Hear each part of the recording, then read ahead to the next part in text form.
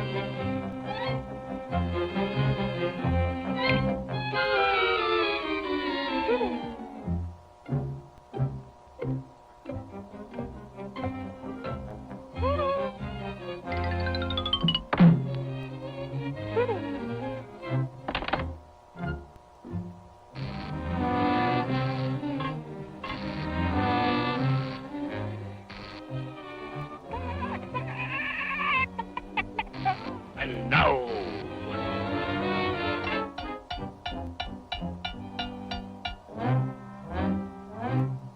I'm a raring, tearing wizard when it comes to cutting up.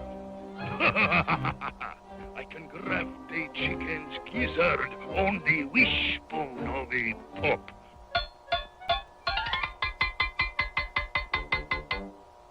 And here's the great experiment I'm just about to tackle to find out if the net result will bark or crow or cackle.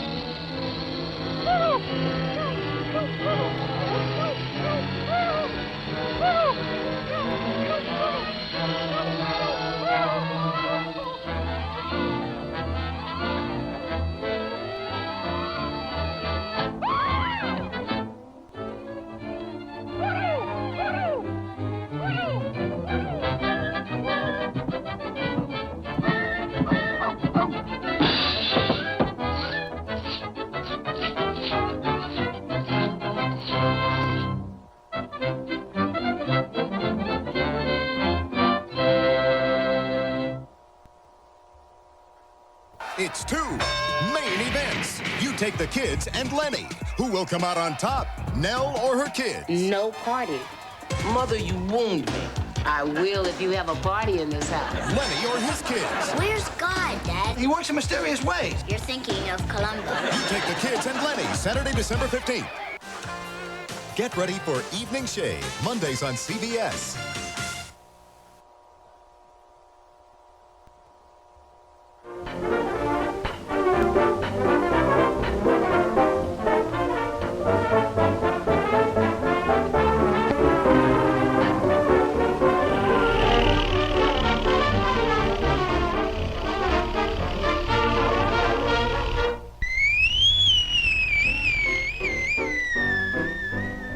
Of all the people in this lonely old world, who are the loneliest three?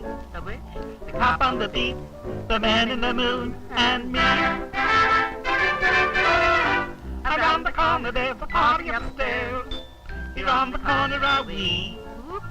The cop on the beat, the man in the moon, and me. I go to my room and open the door. There's nothing but gloom. So I go to the corner to hang around some more. I watch the happy-looking couples go by. They're so in love they can't see. The cop on the beat, the man in the moon, and me.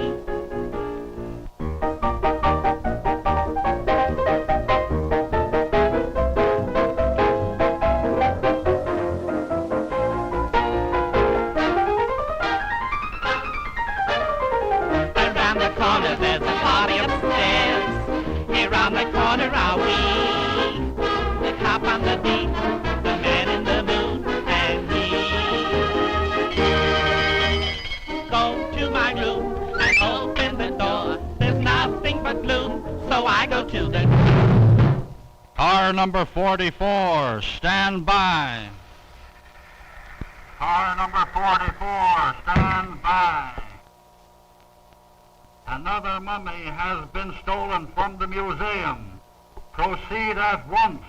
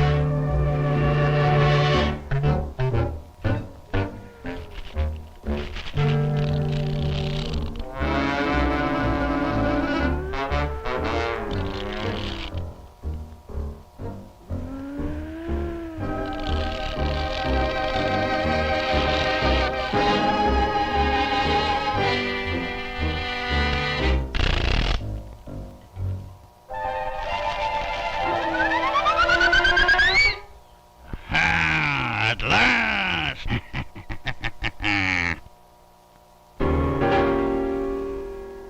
Sing!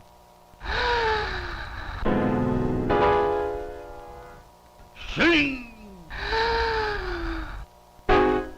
Sing!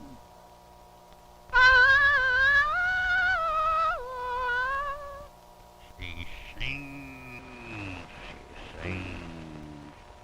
Pick him up!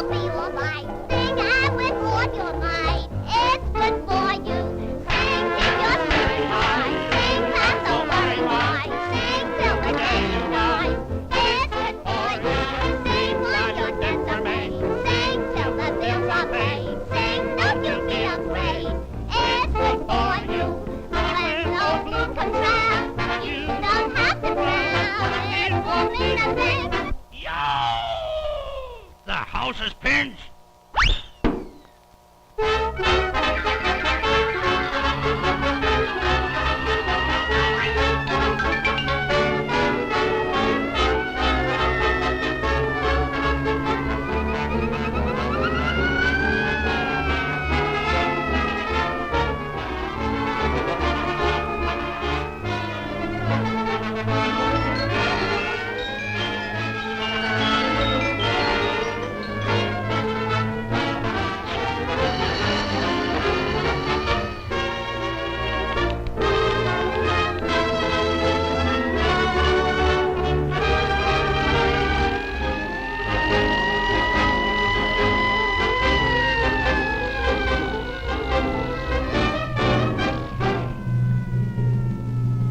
The mummy! The mummy! The mummy! The mummy! The mummy!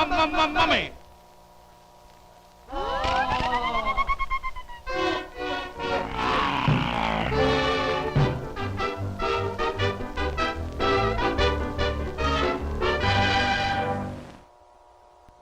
TV2 Weather School, sponsored by Mishkan. Here's today's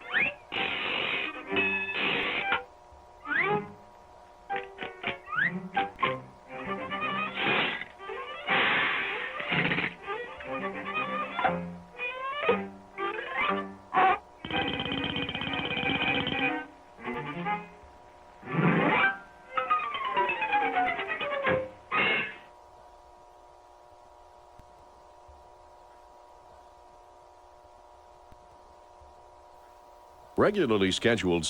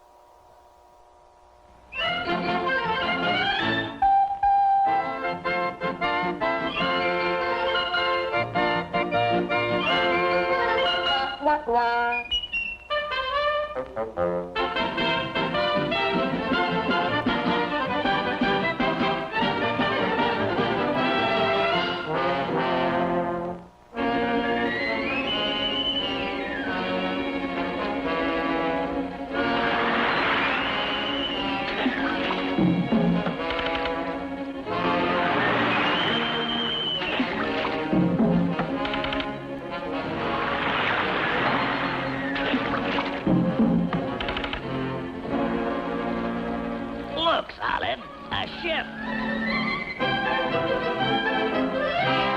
Oh, Popeye! Now I can go home and watch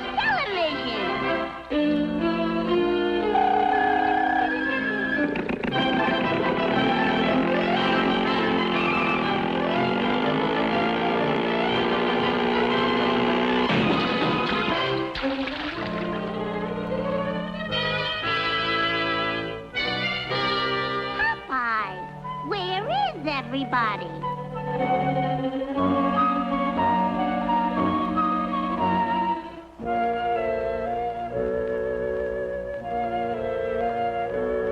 Ahoy! Any swabs aboard?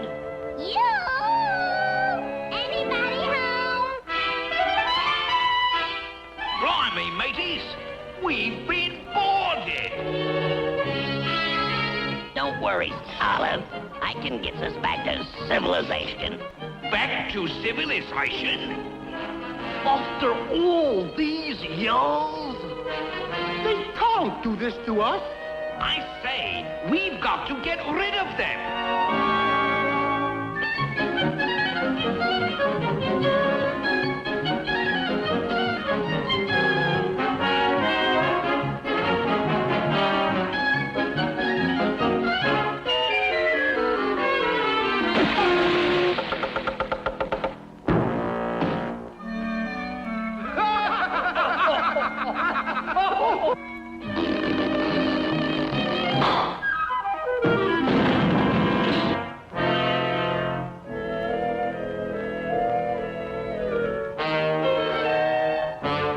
Oh my gosh!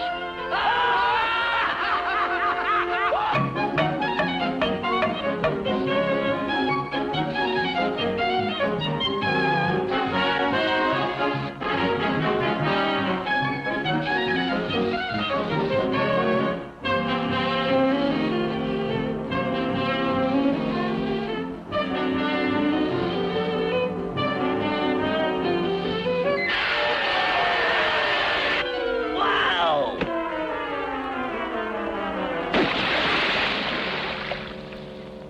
Popeye! Help!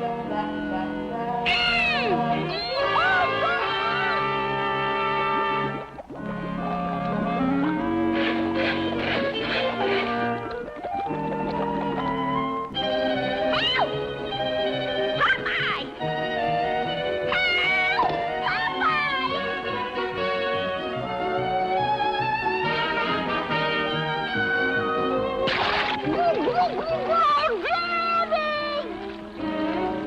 You're okay now, Olive. I'll go steer the ship.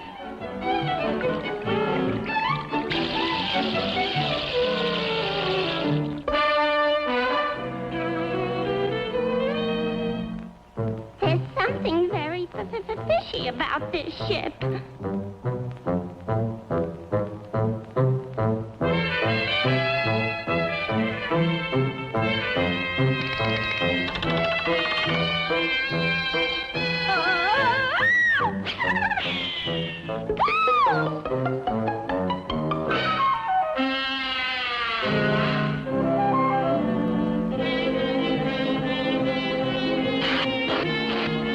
But Olive, there's no such thing as go ghosts.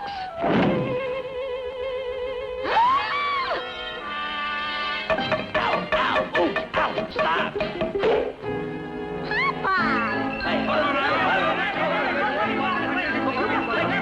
Lost the blighted! Throw them to the blooming abyss!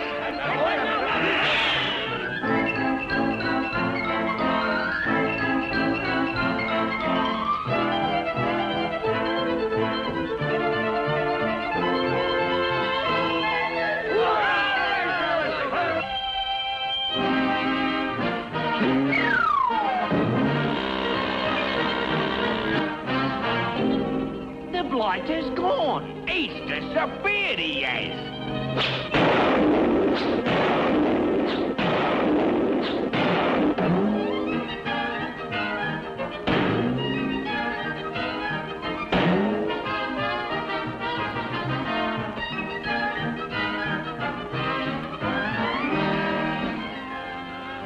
The ghost you did finish, 'cause you ate your spinach. I'm Popeye the Sailor Man.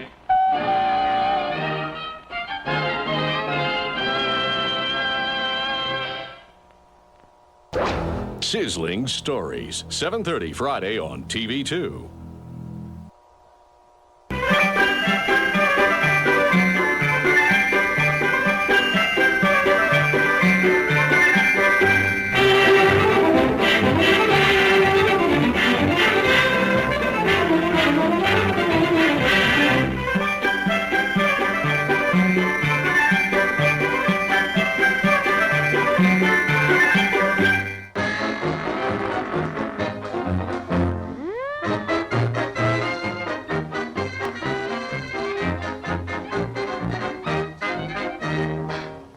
Boop-a-doop-a-doop-a-doop, boop-boop-a-doo, ha ha ha ha ha.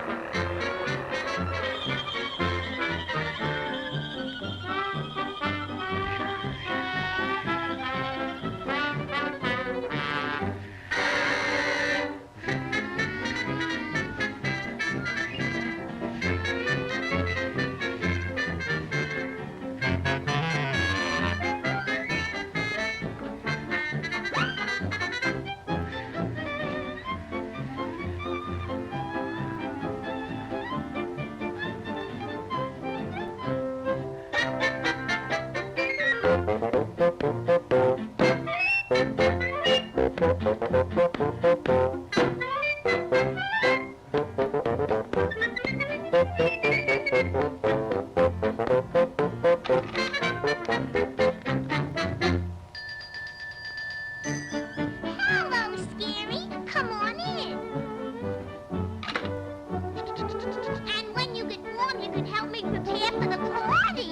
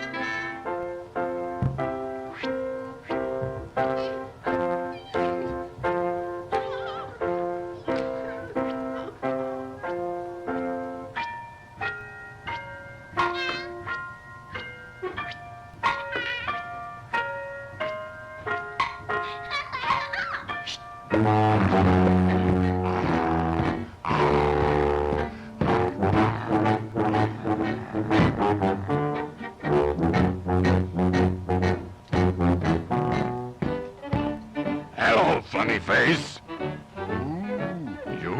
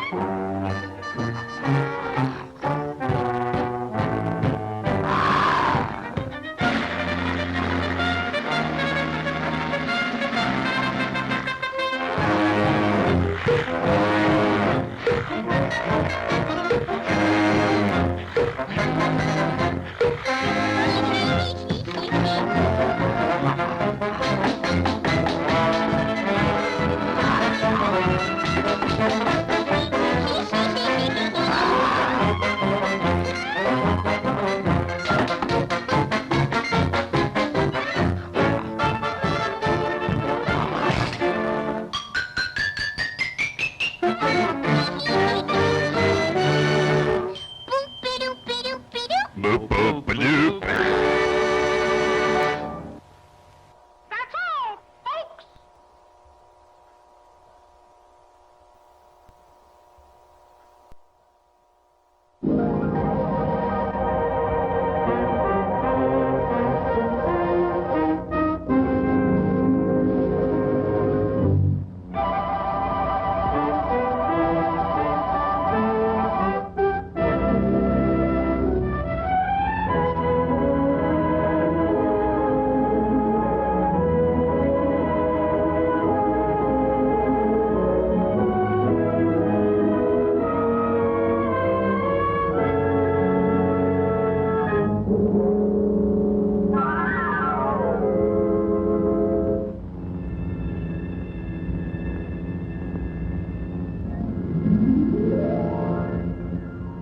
There are some people who believe in ghosts, and there are some people who don't.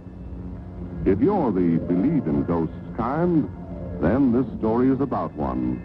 And if you're the don't believe in ghosts kind, well, just for fun, this story is about one anyway. His name was Casper, and he was surely the most unusual ghost there ever was, or wasn't, depending on how you feel about it. Every night, at the stroke of 12, his brothers and sisters scampered out joyously to frighten the folk of the neighborhood.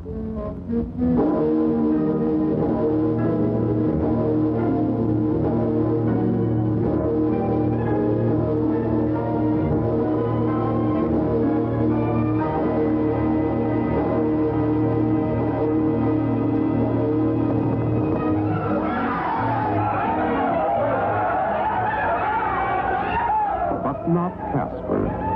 He'd rather stay home and not frighten people, which goes to show how unusual he really was.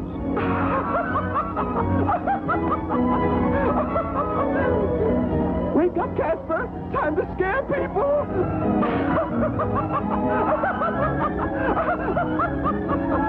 Casper just doesn't like to scare people.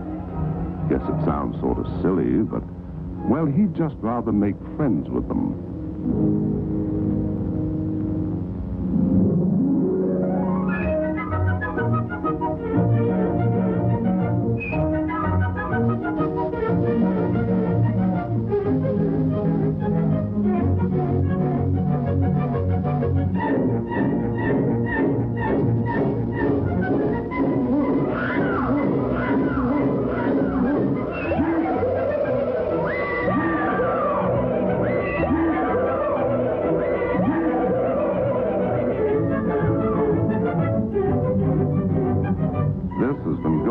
For ages, and Casper just couldn't stand it any longer.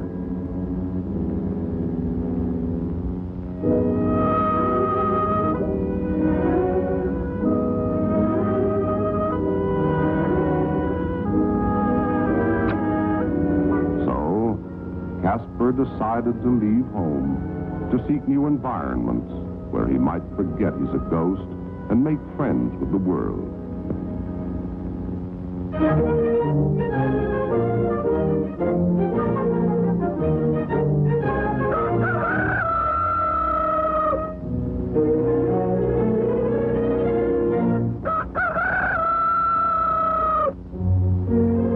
Good morning, friend.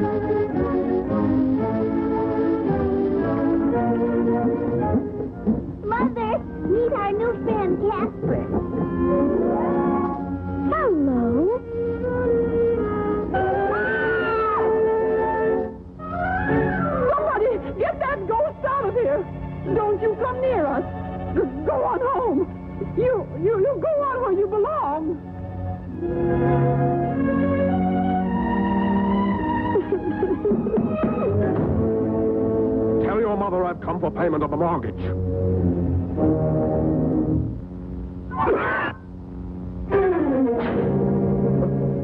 A ghost! The house is haunted! Keep the mortgage!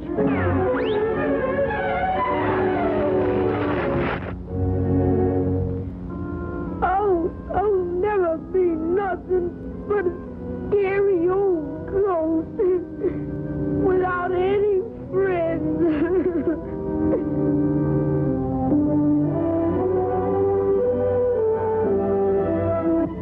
So, if you're the believe in ghost stories kind, this is what happened. And if you're the don't believe in ghost stories kind, well, this is what happened anyway.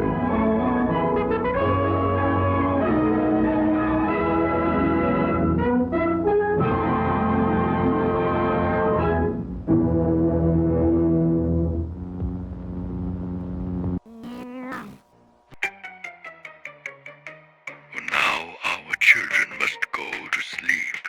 It's time for scary, spooky movies.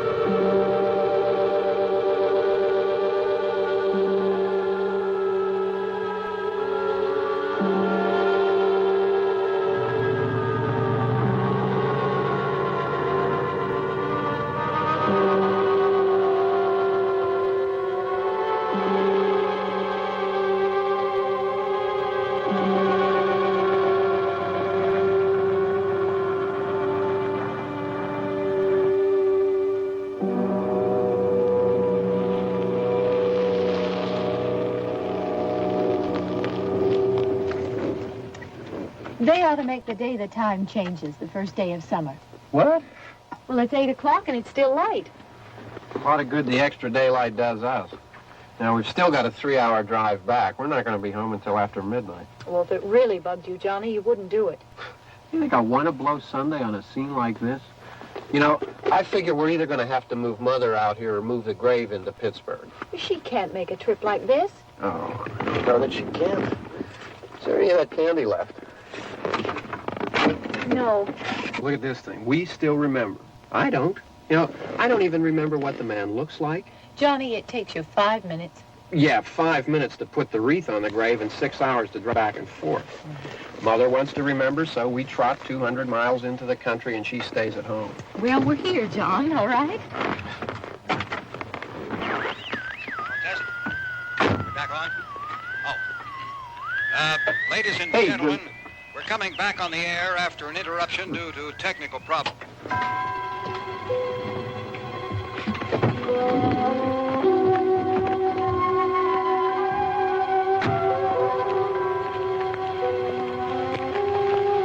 There's nothing wrong with the radio. Must have been the station. Which row is it in?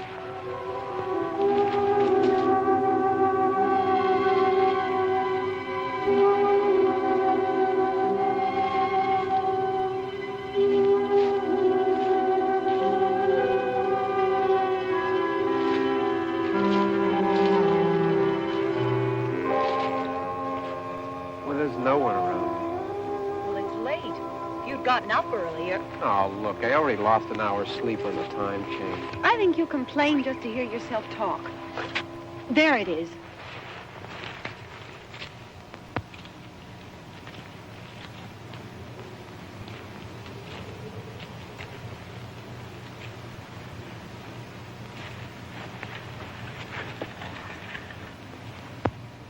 I wonder what happened to the one from last year.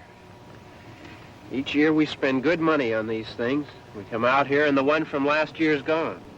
Well, the flowers die, and the caretaker or somebody takes them away. Yeah, a little spit and polish. You can clean this up. Sell it next year. Wonder how many times we bought the same one.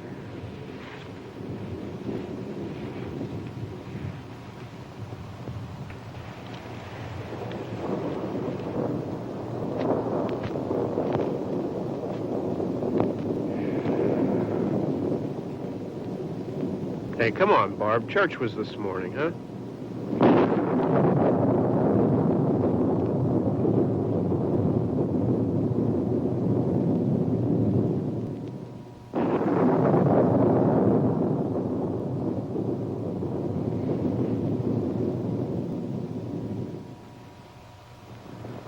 Hey, I mean praying's for church, huh? Come on. I haven't seen you in church lately. Well, there's not much sense in my going to church. Do you remember one time when we were small, we were out here?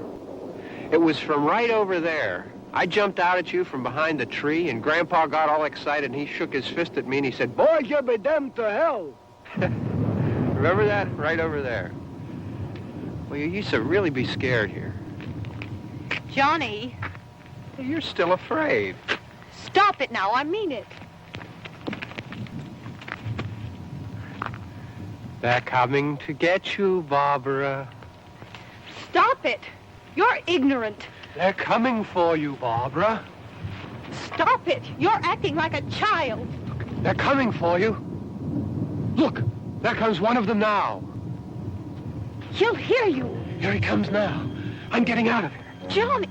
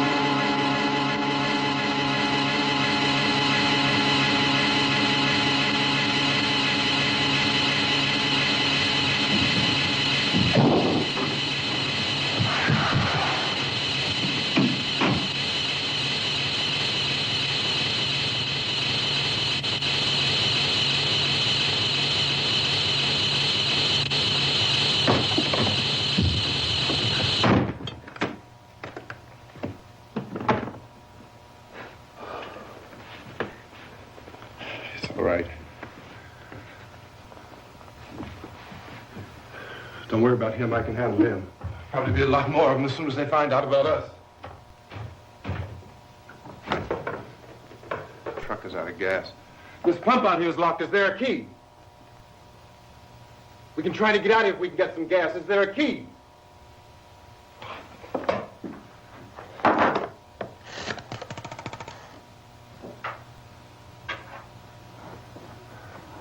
suppose you've tried this.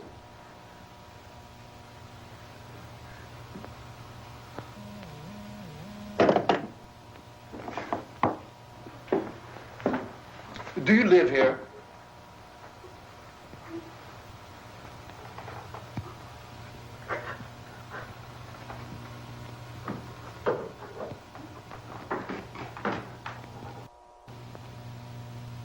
Jesus.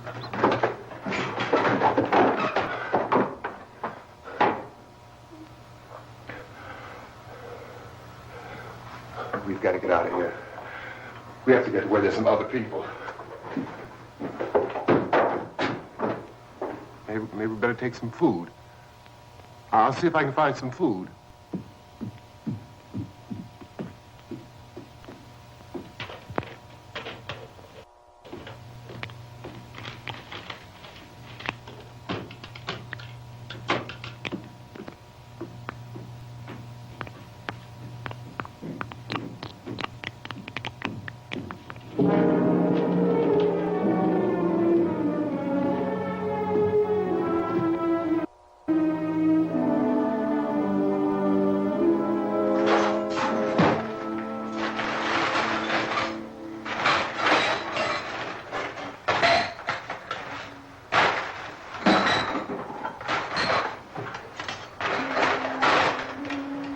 What's happening?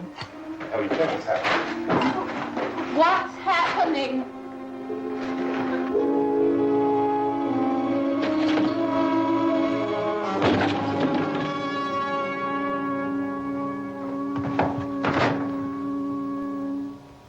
Two of them.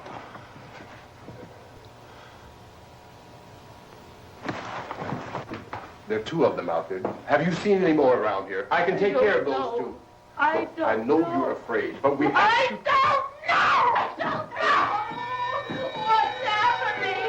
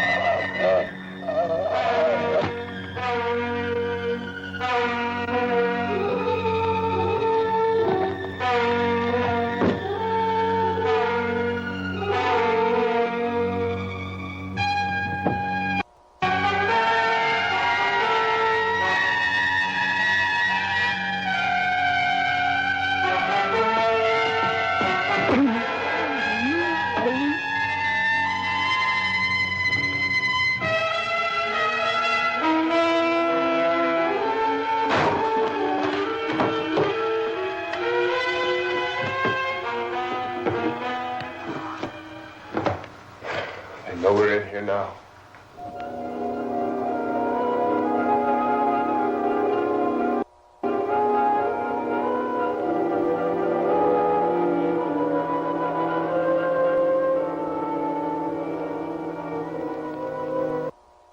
Don't look at it.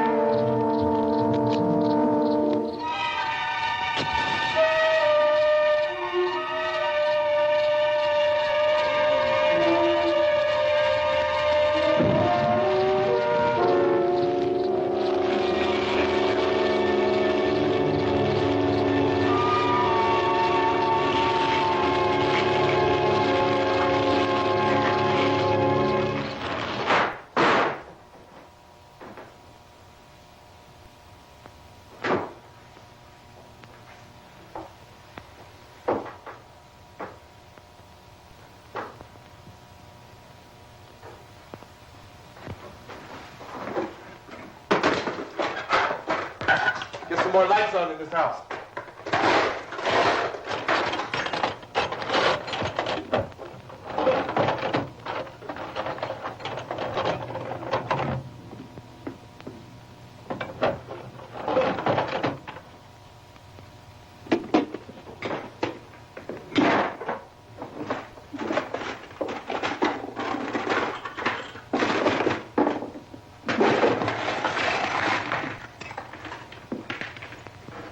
Why don't you see if you can find some wood, some boards, something about a fireplace, something we can nail this place up.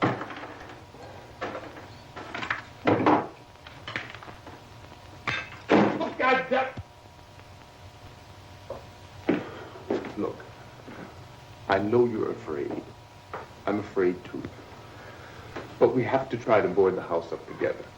Now, I'm going to board up the windows and the doors. Do you understand? We'll be all right here. We'll be all right here until someone comes to rescue us. But we'll have to work together. You'll have to help me. Now, I want you to go in and get some wood so I can board the place up. Do you understand? Okay? Okay?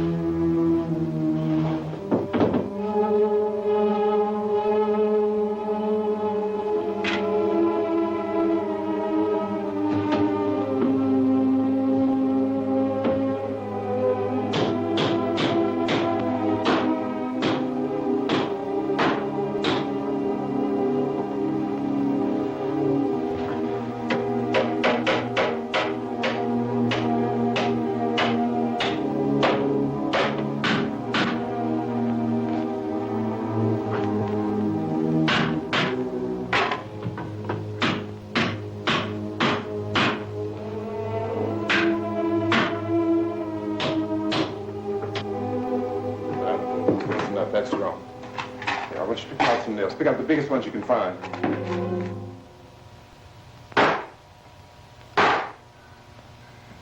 There, this room looks pretty secure. If we have to, we can run in here and board up the doors. Won't be long for those things to be back pounding their way in here. They're afraid now.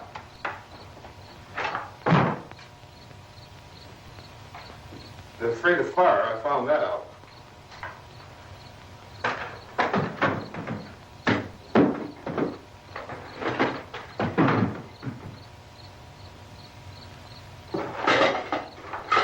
You know a place back down the road called Beekman's?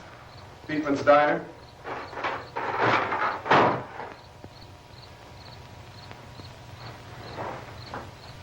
Anyhow, that's where I found that truck I have out there. There's a radio in the truck. I had jumped in to listen to it when a big gasoline truck came screaming right across the road. But there must have been 10, 15 of those things chasing after it, grabbing and holding on. Now, I didn't see them at first. I could just see that the truck was moving in a funny way. And those things were catching up to it. The truck went right across the road. Slammed on my brakes to keep from hitting it myself. It went right through the guardrail.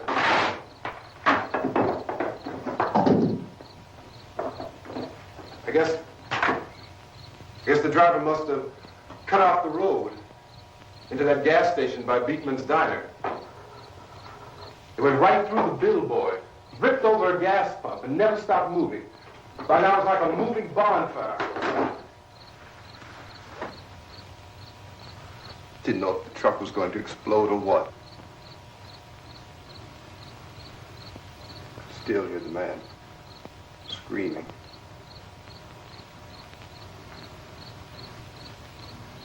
This thing is just backing away from it. I looked back at the diner to see if there was anyone there who could help me. It was when I noticed that the entire place had been encircled. There wasn't a sign of light left except by now there were no more screams. I realized that I was alone with 50 or 60 of those things, just standing there, staring at me. I started to drive. I just plowed right through them. They didn't move. They didn't run or just stood there staring at me. Just wanted to crush them. They scattered through the air like bugs. We were riding in the cemetery, Johnny and me. Johnny.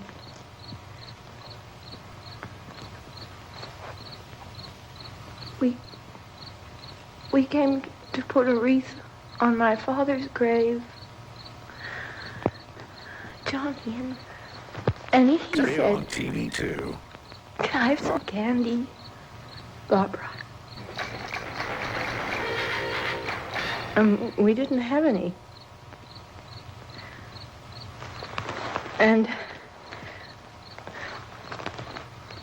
oh, it's hot in here. Hot.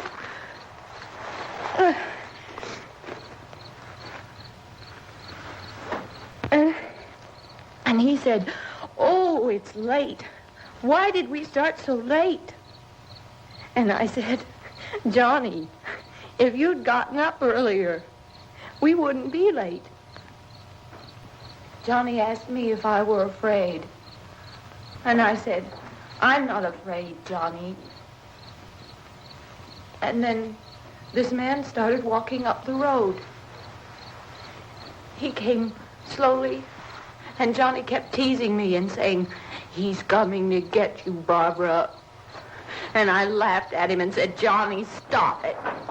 And then Johnny ran away. And I went up to this man, and I was going to apologize. Why don't you just keep calm? And I looked up, and I said, "Good evening." And he grabbed me. He grabbed me, and he ripped at me.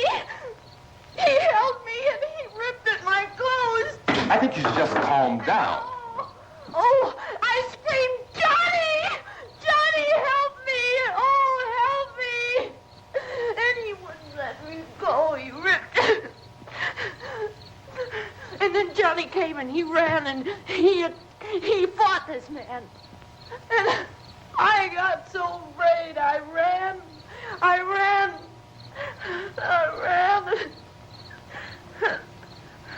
And Johnny didn't come. We have to wait for Johnny.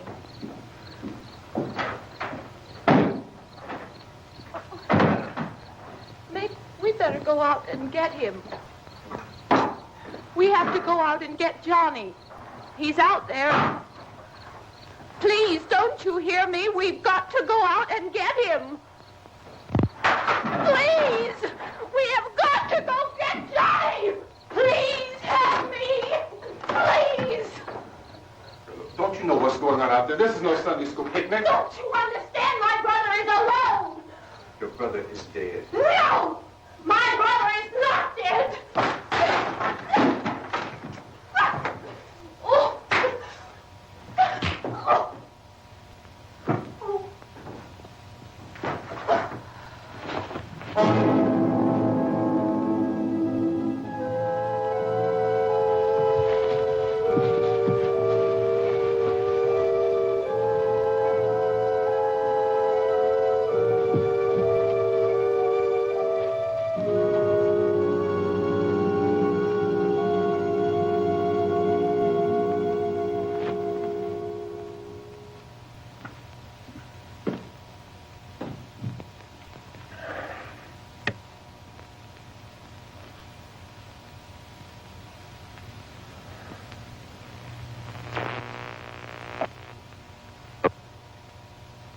Because of the obvious threat to untold numbers of citizens and because of the crisis which is even now developing, this radio station will remain on the air day and night. This station and hundreds of other radio and TV stations throughout this part of the country are pooling their resources through an emergency network hookup to keep you informed of all developments. At this hour, we repeat, these are the facts as we know them. There is an epidemic of mass murder being committed by a virtual army of unidentified assassins. The murders are taking place in villages, cities, rural homes, and suburbs with no apparent pattern or reason for the slayings. It seems to be a sudden, general explosion of mass homicide. We have some descriptions of the assassins. Eyewitnesses say they are ordinary-looking people. Some say they appear to be in a kind of trance. Others describe them as being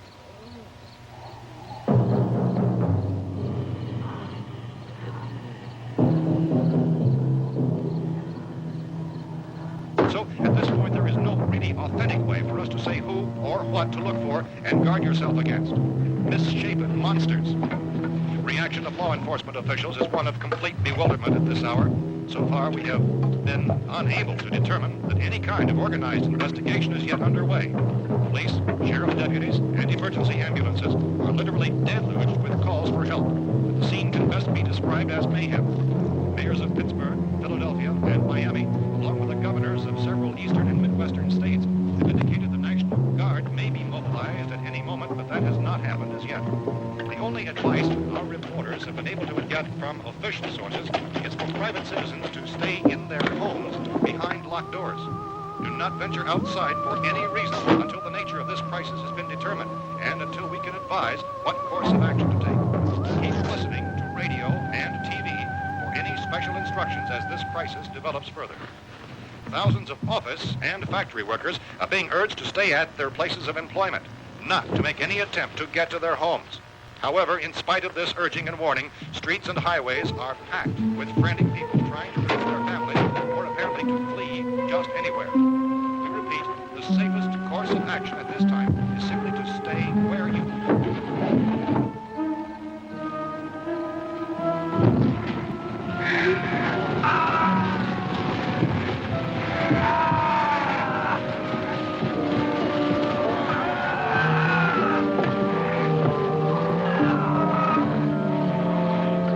Ladies and gentlemen, we've just received word that the President has called a meeting of his cabinet to deal with the sudden epidemic of murder which has seized the eastern third of this nation. The meeting is scheduled to convene within the hour. Members of the presidential cabinet will be joined by officials of the FBI and joint teams behind closed doors. The White House spokesman, in announcing this conference, says there will be an official announcement as soon as possible following that meeting. This is the latest dispatch just received in our newsroom. Latest word also from National Press Services in Washington, D.C. now tells us that the emergency presidential conference, which we've just mentioned, will include high-ranking scientists from the National Aeronautics and Space Administration. That's the extent of this latest meeting. Members of his cabinet, the FBI, Joint Chiefs of Staff, and scientists from NASA within the hour. All radio and TV stations throughout this part of the country, including the one to which you're listening, have joined their facilities in an emergency network to bring you this news as it develops.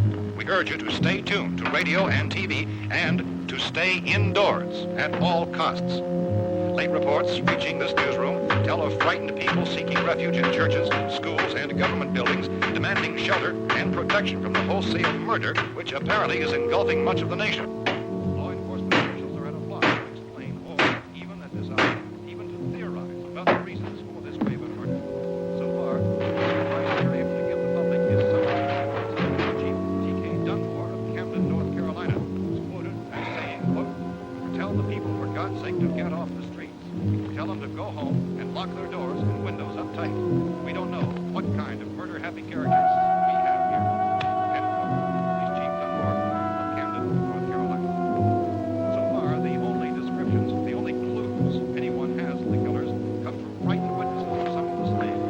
These eyewitness accounts variously describe the murderers as ordinary-looking people, misshapen monsters, people who look like they're in a trance, and things that look like people but act like animals. Some eyewitnesses tell of seeing victims who look as though they had been torn apart. This whole ghastly story began developing 2 days ago with the report of the slaying of a family of 7 in their rural home near Gulfport. Since then, reports of such senseless killings began snowballing in a reign of terror which has hopscotched in an erratic, disconnected manner throughout much of the eastern Midwest of the United States. Efforts to keep track of the murder reports with the placing of markers on a map seem to indicate a general spreading of the extreme southeastern United States from the north and west. Our newsmen have been on the telephone talking with officials in other cities and have determined that none of this kind of mass murder has yet been reported west of the Mississippi River, except in the extreme southeastern portion of Texas. Similar killings have been reported around the Houston and Galveston areas, but nothing like I found a gun and some bullets out there. It was only late yesterday Oh, and when it these. first became clear we were facing some kind of national emergency. When first reports began filtering in, newsmen and law enforcement agencies were of the opinion This place is boarded up pretty solid now. in nature. However, as these We ought to be all right here for a while. dramatically, it was soon apparent that We have this the was gun something and more than the bullets. usual run of lawlessness. Food and the radio. Some began to suspect an obscure kind of conspiracy. Sooner or later, someone Things as bound to come and get us out. creatures from outer space. So again, we joined with law enforcement agencies, urging you to seek shelter in a building. Lock the doors and windows securely. Hey, that's us. We're doing all right. Precautions of any suspicious strangers. And keep tuned to your radio and television for survival instructions and further details of this continuing story. Look, I don't know if you're hearing me, Goes on in the absence of any but I'm going upstairs now. It's almost as though some critical balance of If anything should try to break in here, I can hear it from up there. I'll be down to take care of it. savage killer. We repeat, this radio station. Everything is all right for now. I'll be back to reinforce the windows and doors later. But you'll be all right for now, okay? Okay. Civil defense officials in Cumberland have told newsmen that murder victims show evidence of having been partially devoured.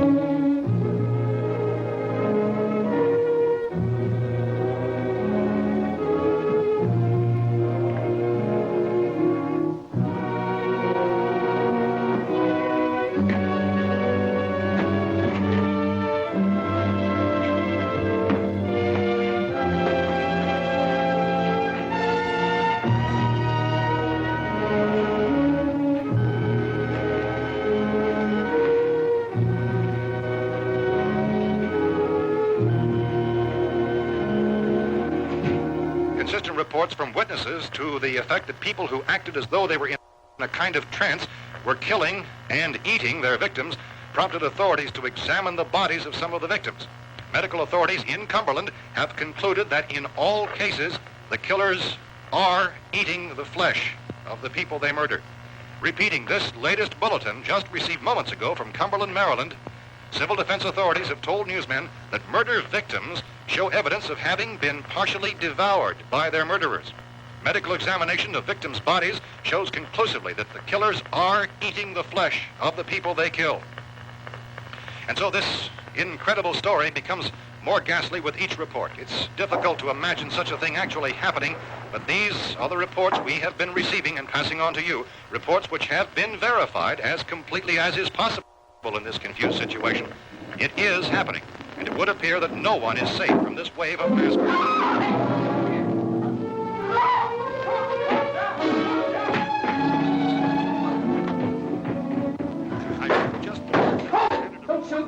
We're from town. A radio. County, Pennsylvania. The Butler County Sheriff is verified by their slayers is true.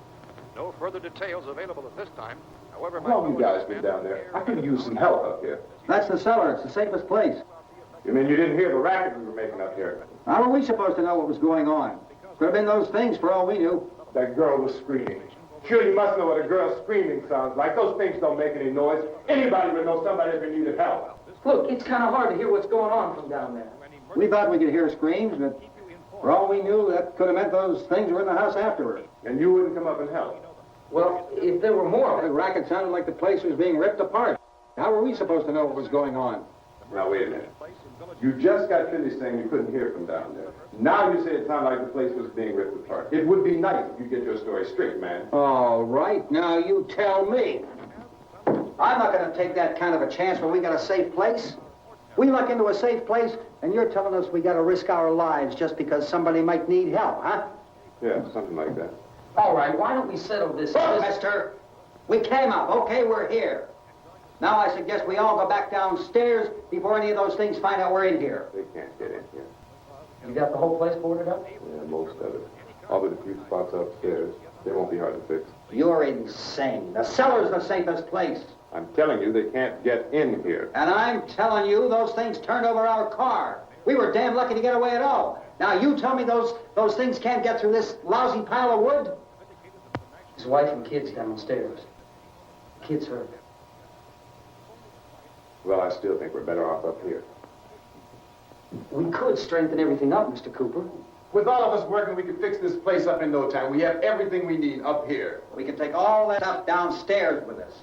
Man, you're really crazy. You know that? You got 1,000,000 windows up here. All these windows, you're gonna make them strong enough to keep these things out, huh? I told you those things don't have any strength. I smashed 3 of them and pushed another one out the door. Did you hear me when I told you they turned over our car? Oh, hell, any good 5 men can do that. That's my point. Only there's not going to be 5 or even 10. There's going to be 20, 30, maybe 100 of those things. And as soon as they know we're here, this place is going to be crawling with them. Well, if there are that many, they'll probably get us wherever we are. Look, the cellar. The cellar, there's only one door, right? Just one door, that's all we have to protect. Tom and I fixed it so it locks and boards from the inside. But up here, all these windows, why, we'd never know where they were going to hit us next. You got a point, Mr. Cooper. But down in the cellar, there's no place to run to. I mean, if they did get in, there'd be no back exit. We'd be done for. We can get out of here if we have to. And we got windows to see what's going on outside. But down there with no windows, if a rescue party did come, we wouldn't even know it. But the cellar is the strongest place. The cellar is a death trap. I don't know, Mr. Cooper. I think he's right. You know how many's out there? I don't know. Maybe 6 or 7. Look, you two can do whatever you like. I'm going back down to the cellar, and you better decide. Because I'm going to board up that door, and I'm not going to unlock it again no matter what happens. Now, wait a minute, Mr. Cooper. No, I'm not going to wait. I've made my decision, now you make yours. Now, wait a minute. Let's think about this. We can make it to the cellar if we have to. And if we do decide to stay down there, we'll need some things from up here. So let's at least consider this a while. You boxed yourself in the cellar and those things get in the house, you've had it. At least up here you have a fighting chance. Yeah, it looks like about 8 or 10 out there now. There's more than there were. There are a lot out back, too.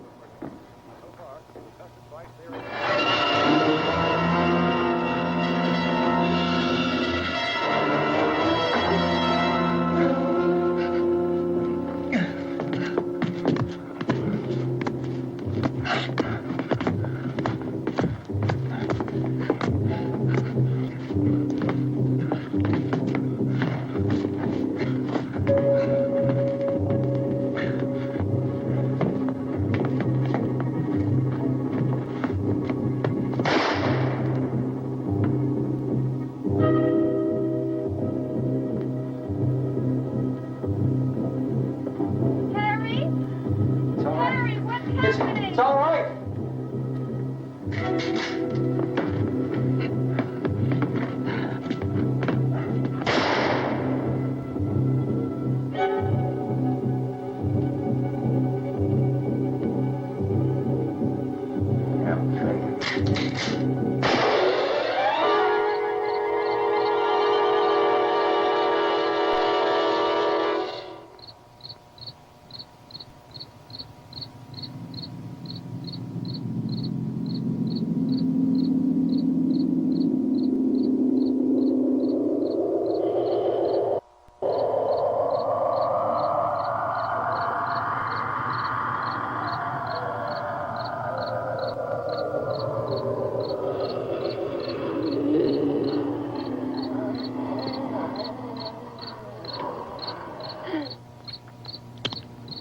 We gotta fix these boards.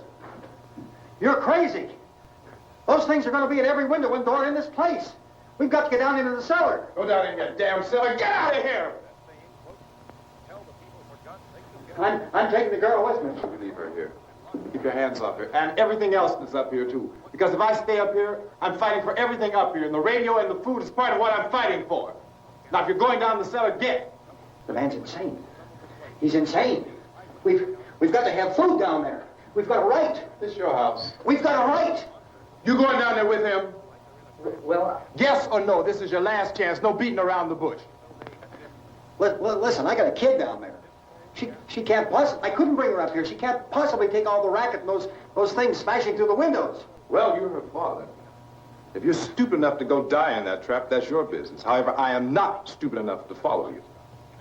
It is tough for the kid that old man is so stupid. Now, you get the hell down in the cellar. You can be the boss down there. I'm boss up here. You bastards. You know, I won't open this door again. I mean it. Mr. Cooper, with your help, we could... With my help? Let him go, man. His mind is made up. Just let him go. Wait a minute. Judy, come on up here, honey.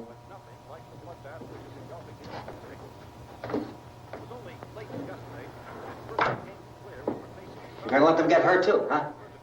It's all right, honey. Go ahead.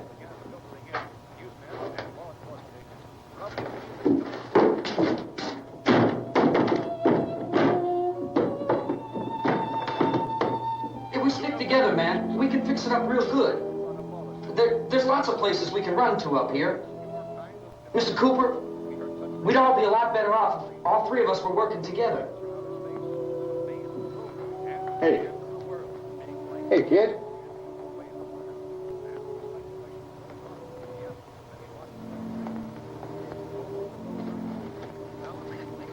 He's wrong, you know.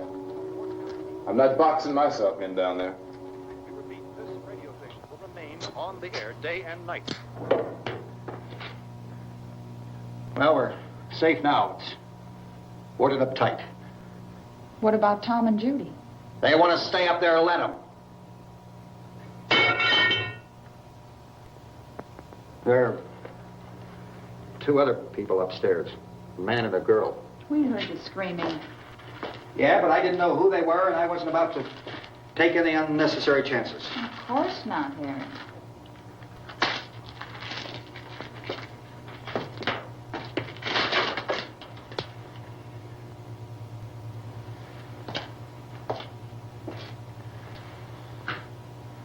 Is she all right? I don't know what it is. She feels warm. Maybe it's shock. Where'd you get the bandage? Some laundry in a basket. I tore a sheet.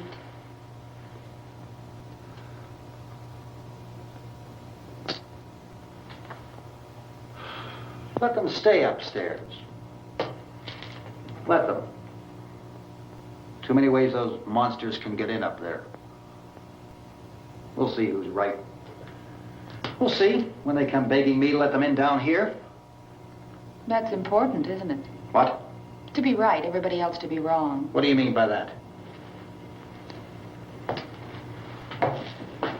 Does anyone up there know why we're being attacked?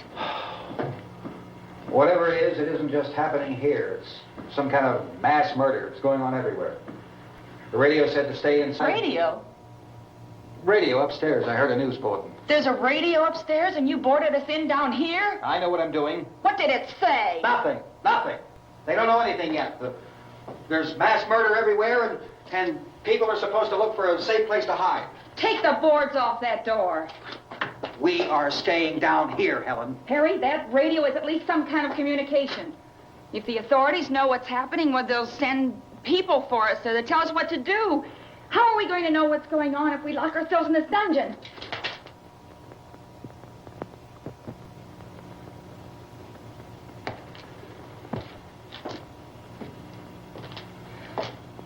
We may not enjoy living together,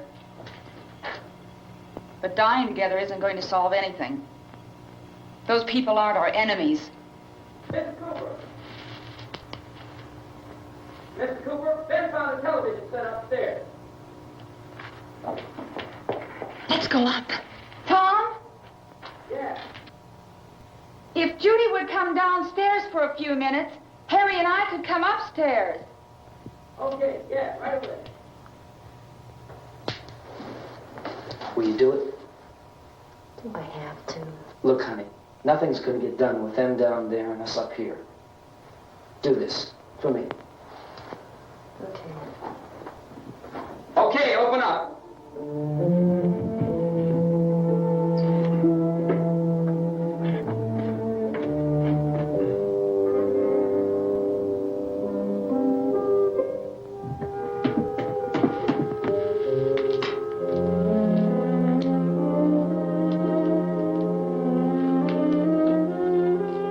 I'll take good care of her, Helen.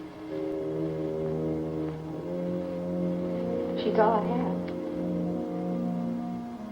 Why don't you go upstairs now?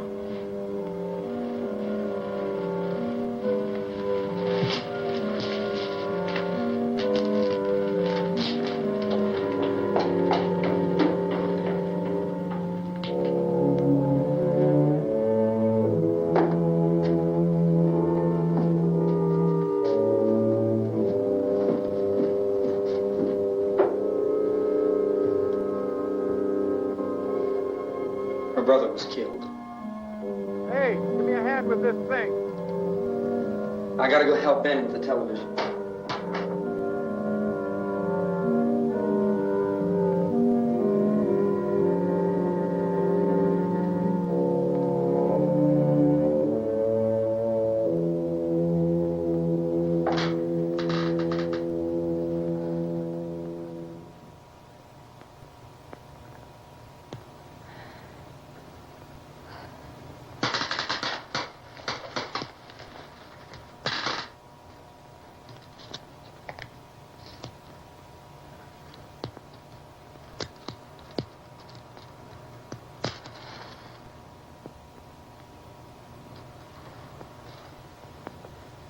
Don't be afraid of me. I'm Helen Cooper, Harry's wife.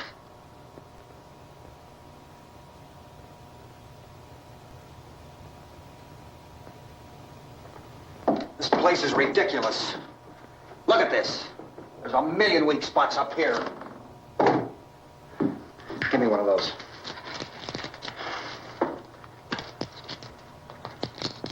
Her brother was killed.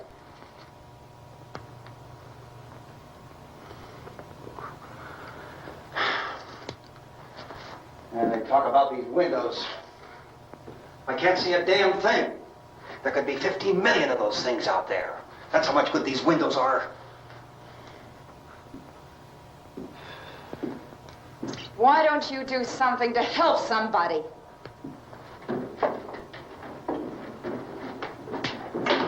Here, I have it. Drag a couple of those chairs together. There's a socket over here.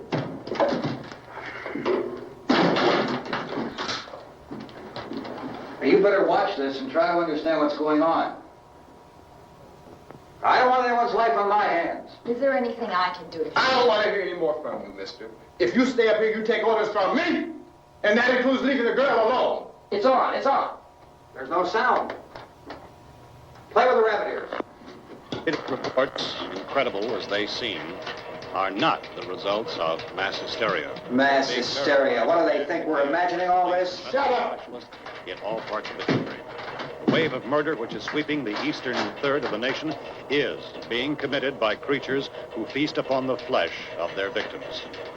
First eyewitness accounts of this grisly development came from people who were understandably frightened and almost incoherent. Officials and newsmen at first discounted those eyewitness descriptions as being beyond belief. However, the reports persisted. And medical examinations of some of the victims bore out the fact that they had been partially devoured. I think we have some late word of just arriving, and I'll interrupt to bring this to you. This is the latest disclosure in a report from National Civil Defense Headquarters in Washington. It has been established that persons who have recently died have been returning to life and committing acts of murder. A widespread investigation of reports from funeral homes, morgues, and hospitals has concluded that the unburied dead are coming back to life and seeking human victims. It's hard for us here to believe what we're reporting to you, but it does seem to be a fact. When this emergency first began, radio and television was advising people to stay inside, behind locked doors for safety. Well, that situation has now changed, and we're able to report a definite course of action for you. Civil defense machinery has been organized to provide rescue stations with food, shelter, medical treatment, and protection by armed National Guardsmen. Stay tuned to the broadcasting stations in your local area for this list of rescue stations. This list will be repeated throughout our news coverage. Look for the name of the rescue station nearest you and make your way to that location as soon as possible. So we have that truck. If we can get some gas, we can get out of here. There's a pump out by the shed. I know, that's why I pulled in here, but it's locked. Emergency meeting called this afternoon by the President. Since convening this conference of the Presidential Cabinet, the FBI, the Joint Chiefs of Staff, the CIA has not produced any public information. Why are space experts being consulted about an Earth-bound emergency? So far, all the betting on the answer to that question centers on the recent Explorer satellite shot to Venus. That satellite, you'll recall, started back to Earth, but never got here. That's the space vehicle which orbited Venus and then was purposely destroyed by NASA when scientists discovered it was carrying a mysterious high-level radiation with it. Could that radiation be somehow responsible for the wholesale murders we're now suffering? Newsman Don Quinn in Washington has posed those questions. It's obvious our best move is to try to get out of here. How are you going to get over to that pump? Look. You're coming from a meeting regarding the explosion of the Venus probe, is that right? Yes, that was the subject of the meeting. You feel there is a connection between this and the phenomenon? There's a definite connection. In other words, you feel that the radiation on the Venus probe is enough to cause these mutations? There was a very high degree of radiation. Well, just a minute. I'm not sure that that's certain at all. I don't think that has been logical explanation that we have at this time. In other words, it is the military's viewpoint that the radiation is not the cause of the mutation. I can't speak for the entire military at this time, gentlemen. I must disagree with these gentlemen presently until this is irrefutably proved. Everything is being done that can be done. We'll have to hurry for our next meeting. Professor, you feel that there is a definite connection between them? Definite connection as far as Dr. Keller and myself. Doctor, please. I thought we decided that is not proved yet. Was the satellite, when the satellite was exploded? An unusual amount of radiation, enough to cause mutation under certain circumstances. Could have happened to have a bearing on it. It does seem to have a bearing. Will there be a reply for the later? Yes. There will be a reply. Yes. Later this afternoon. There will be a report this afternoon. Perhaps there will be a report. Later. Will you close the window? We are doing everything possible to solve the problem. You know, we have to try to get out of here. He said the rescue stations have doctors and medical supplies. If we could get care in there, we could get help for her. No, it's one of the world's foremost authorities on space science and technology. Willard. I saw a sign that said Willard. It's only about 17 miles from here. You know this area. You from around here? Judy and I are both from around here. We were on our way up to the lake to go swimming. And Judy had a radio, and we heard the first reports about this. So we knew the old house was here, and we came in and found the lady upstairs dead. Then these other people came. We went down into the basement and put a bar across the door, and it is pretty strong.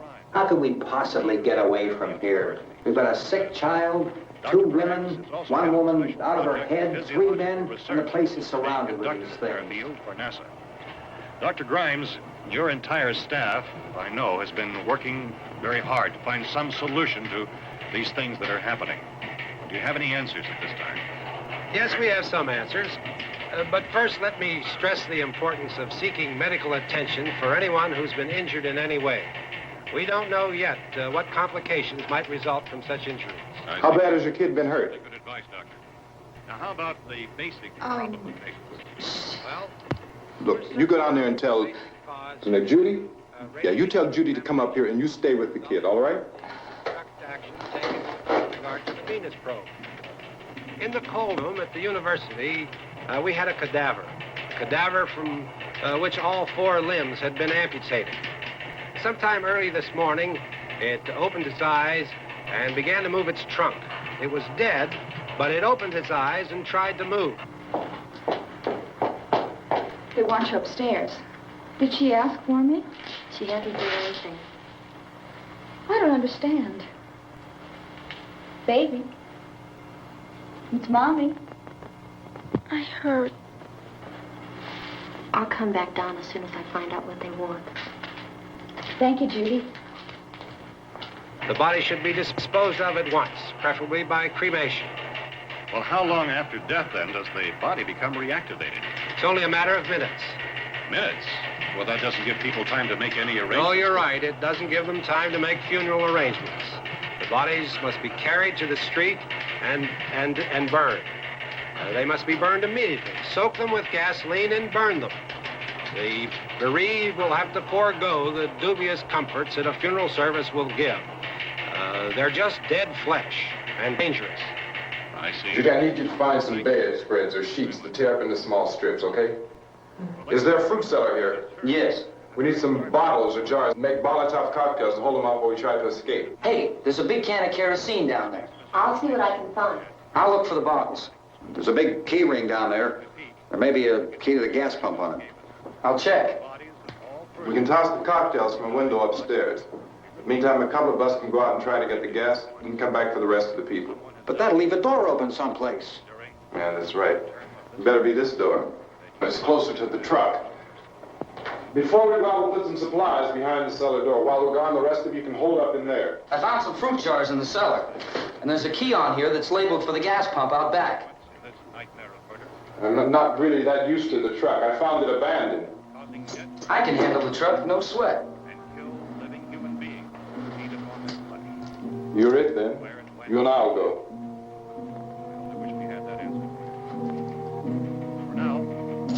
We'll put whatever lumber we find behind the cellar door.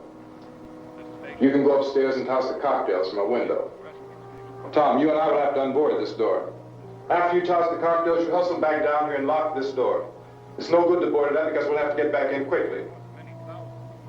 After we get the gas and get back into the house, then we'll worry about getting everybody into the truck. Now let's move it.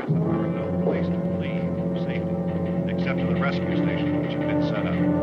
Indications are that before this emergency is over, we will need many, many more such rescue stations.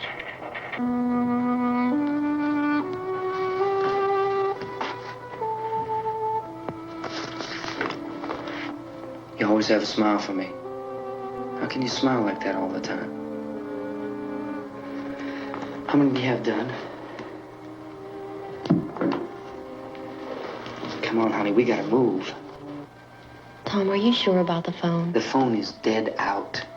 All you get is a recorded message. If I could only call the folks. They're going to be so worried about us. Everything will be all right. As soon as we get to Willard, we'll call them. They might even be there. I know. Tom?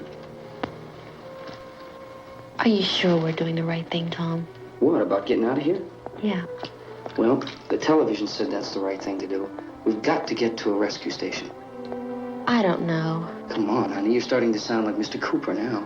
But why do you have to go out there? Look, I know how to handle that truck, and I can handle the pump. Ben doesn't know anything about that stuff. But we're safe in here. For how long, honey? We're safe now. But there's going to be more and more of those things. I know. I know all that. Hey, listen. Remember when we had the big flood? Remember how difficult it was for us to convince you that it was right to leave? Remember we had to go to Willard then? This isn't a passing thing, honey. It's not like just a wind passing through. We've got to do something, and fast.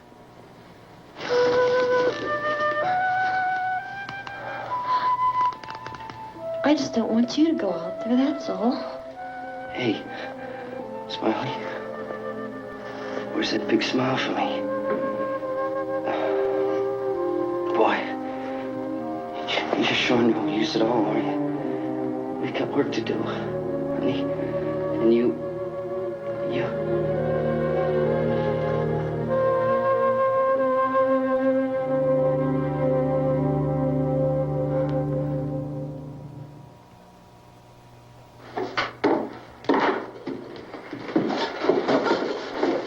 We better get her downstairs. We have to go downstairs now, Barbara. She's right. You have to go downstairs now, just for a little while, until we get back. Then we can all leave. Oh, I'd like to leave. Yes.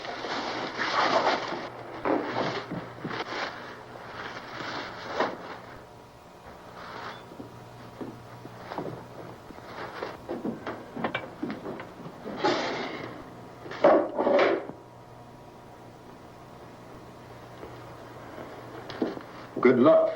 Yeah.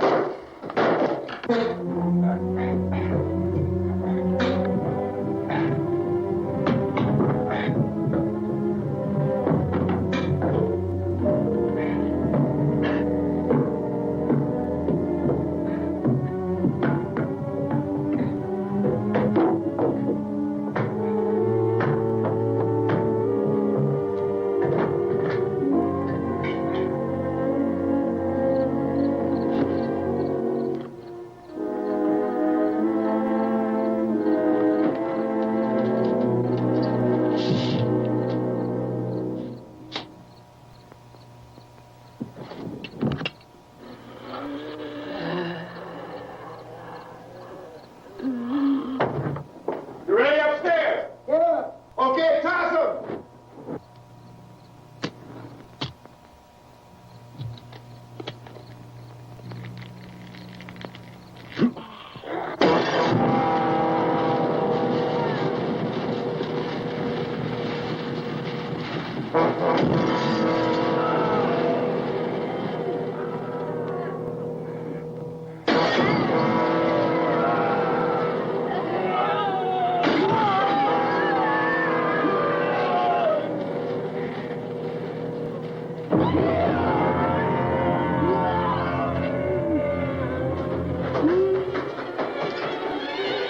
Go ahead, go on.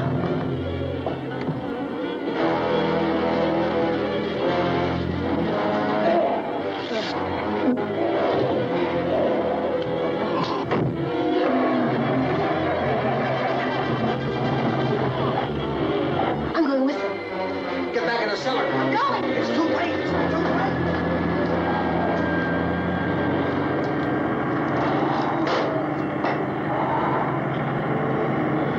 Where's you coming? Come on. Get in.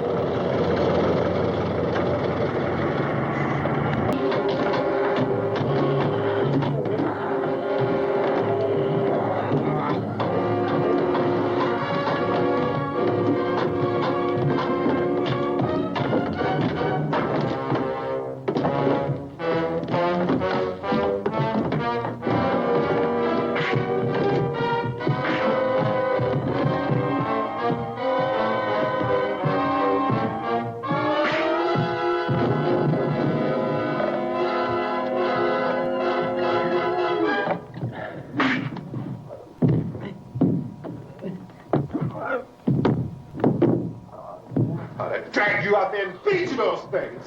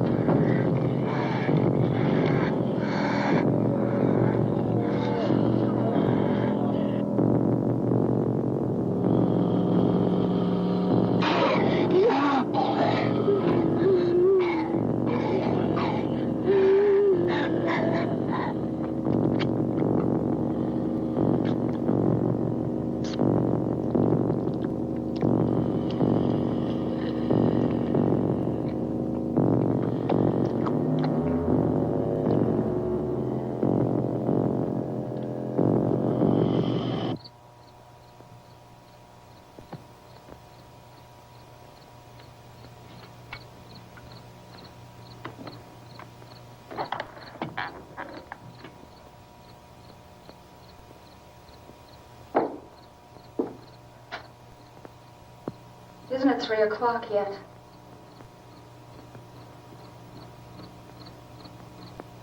There's supposed to be another broadcast at 3 o'clock. 10 minutes. Oh, only 10 more minutes? We don't have very long to wait. We can leave. Well, we'd better leave soon. It's 10 minutes to 3.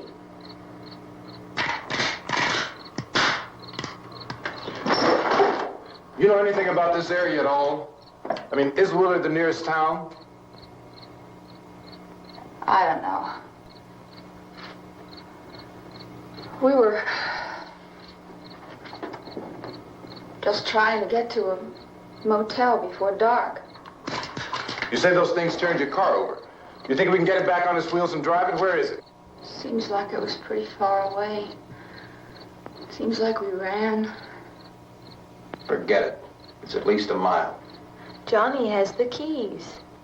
You gonna carry that child a mile through that army of things out there? I can carry the kid. What's wrong with her? How'd she get hurt? One of those things grabbed her. Bit her on the arm. What's wrong? Who knows what kind of disease those things carry? Is she conscious? Barely. She can't walk. She's too weak. Well, one of us could try to get to the car. You gonna turn it over by yourself? You have a car? Where? Where is it? You won't be able to start it. Yeah, I know. But where is it?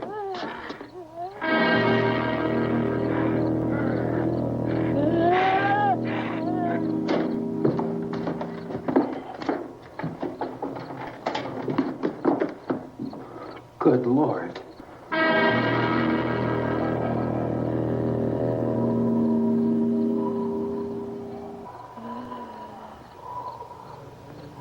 Being monitored closely by scientists at all the radiation detection stations.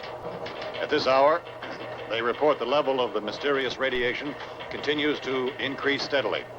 So long as this situation remains, government spokesmen warn that dead bodies will continue to be transformed into the flesh-eating ghouls. All persons who die during this crisis, from whatever cause, will come back to life to seek human victims unless their bodies are first disposed of by cremation.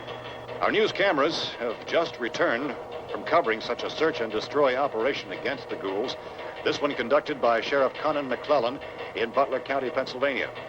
So now let's go to that film report. All law enforcement agencies and the military have been organized to search out and destroy the marauding ghouls.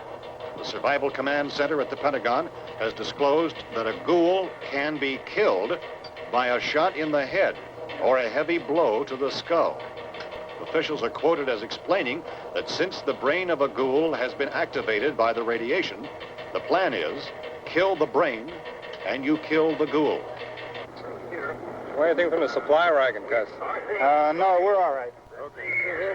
Hey, Cass, put that thing all the way in the fire. We don't want it getting up again. All right, Chief McClellan, how's everything going? Oh, things aren't going too bad. Men are taking it pretty good. You want to get on the other side of the road over there? Chief, do you think we'll be able to defeat these things? Well, we killed 19 of them today right in this area. Those last 3 we caught trying to claw their way into an abandoned shed. They must have thought somebody was in there. There wasn't, though. We heard them making all kind of noise. We came over and beat them off, blasted them down. Things as good as your finish. Can I see you here? Yeah, okay.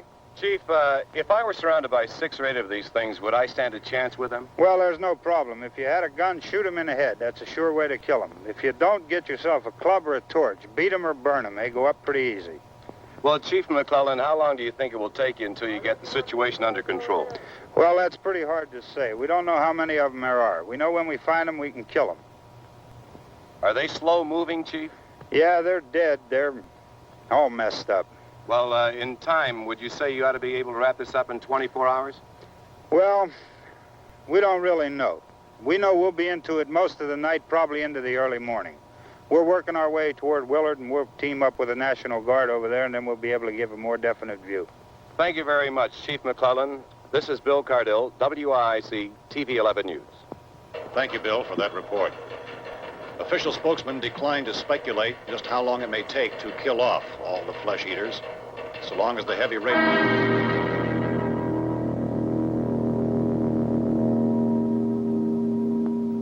Is the fuse box in the cellar? I don't know.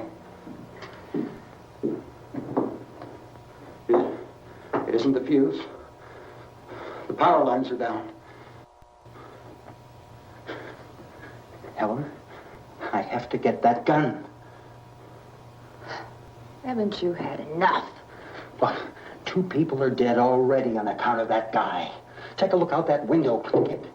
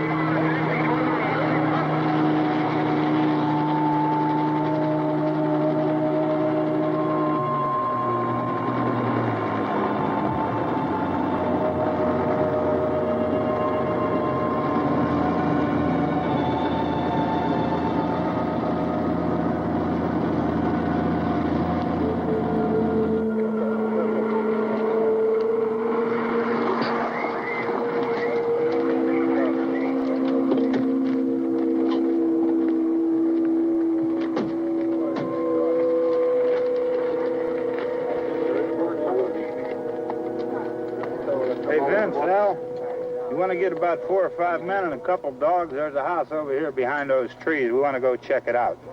Thank you. Go here, Bill. Yeah, Chief, we're going to stay with it till we meet up with the National Guard. Where'd you get the coffee? One of the volunteers, you're doing all the work, you take it. Thank you. We should be wrapped up here about 3 or 4 more hours. We'll probably get into Willard then. I guess you can go over there and meet the National Guard. Nick, you and the rest of these men want to come with me? Well, Bill, I'm going to check in the office, see what's happening. All right, Steve, tell them we're going to stay with it, and everything appears to be under control.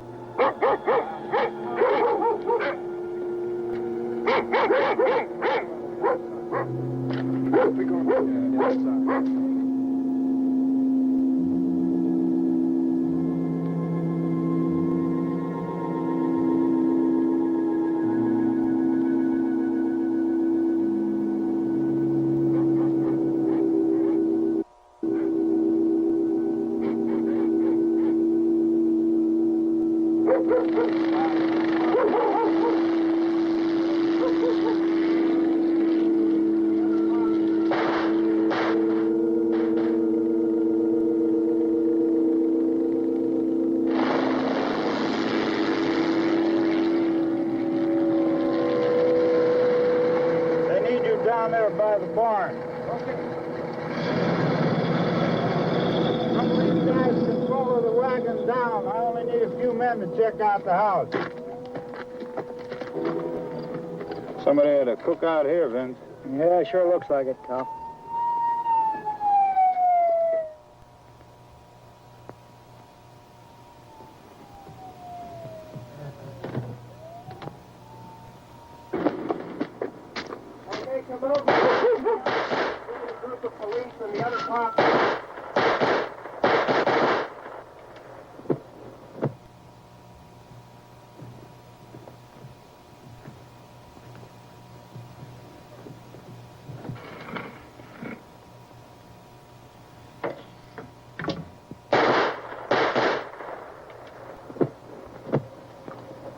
He's the dead one. Get up here.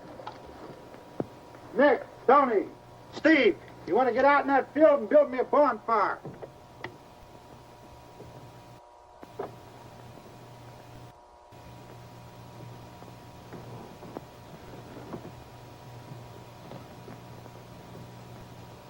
You, drag that out of here and throw it on the fire.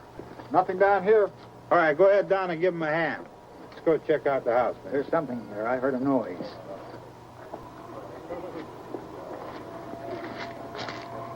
All right, Vince, hit him in the head, right between the eyes. Good shot. Okay, he's dead. Let's go get him. That's another one for the fire.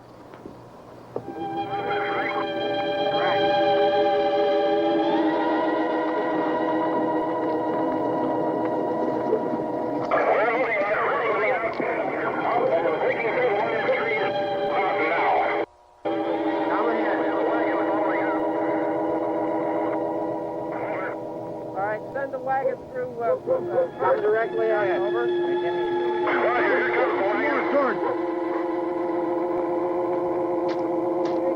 Keep those dogs back off of those things.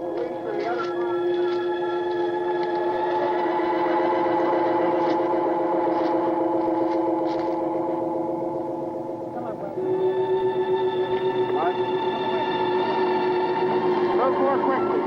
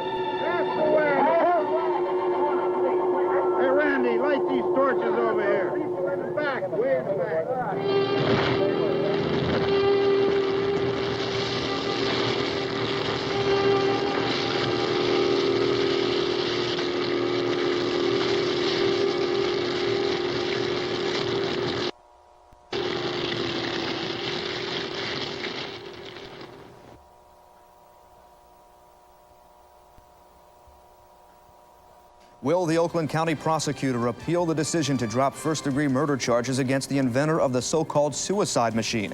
We'll have the latest on the case of Dr. Jack Kevorkian. And diamonds may be a girl's best friend. They may also reflect her personality. We'll go shopping on TV2 First News today at 4. Plan to be with us.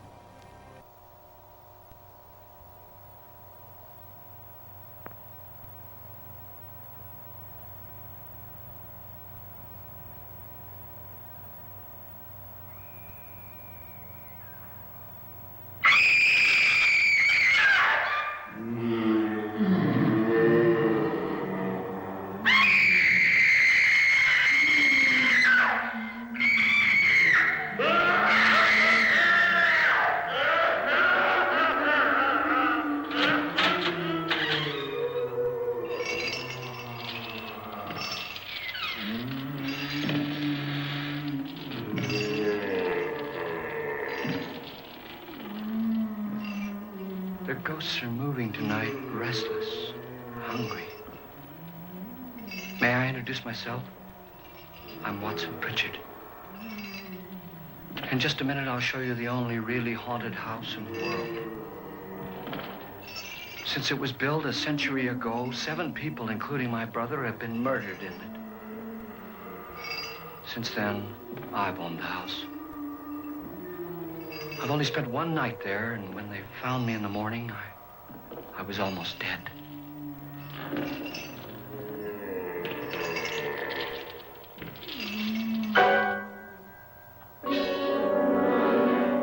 I'm Frederick Lauren, and I've rented the house on Haunted Hill tonight so that my wife can give a party. A haunted house party. She's so amusing. There'll be food and drink and ghosts, and perhaps even a few murders. You're all invited. If any of you will spend the next 12 hours in this house, I'll give you each $10,000, or your next of kin in case you don't survive. Ah, but here come our other guests. It was my wife's idea to have our guests come in funeral cars. She's so amusing. Her sense of humor is, shall we say, original. I dreamed up the hearse. It's empty now, but after a night in the house on Haunted Hill, who knows? This is Lance Schroeder, a test pilot, so no doubt a brave man. But don't you think you can be much braver if you're paid for it? And I happen to know that Lance needs the $10,000 I'll give him, if he's brave enough to stay all night. This is Ruth Bridges. You've no doubt read her column in the newspapers. She says her reason for coming to the party is to write a feature article on ghosts. She's also desperate for money, gambles. You've already met Watson Pritchard, a man living in mortal fear of a house, and yet he is risking his life to spend another night here. I wonder why. He says for money. This is Dr. David Trent, a psychiatrist. He claims that my ghost will help his work on hysteria. But don't you see a little touch of greed there, around the mouth and eyes? This is Nora Manning. I picked her from the thousands of people who work for me because she needed the $10,000 more than most. Supports her whole family. Isn't she pretty?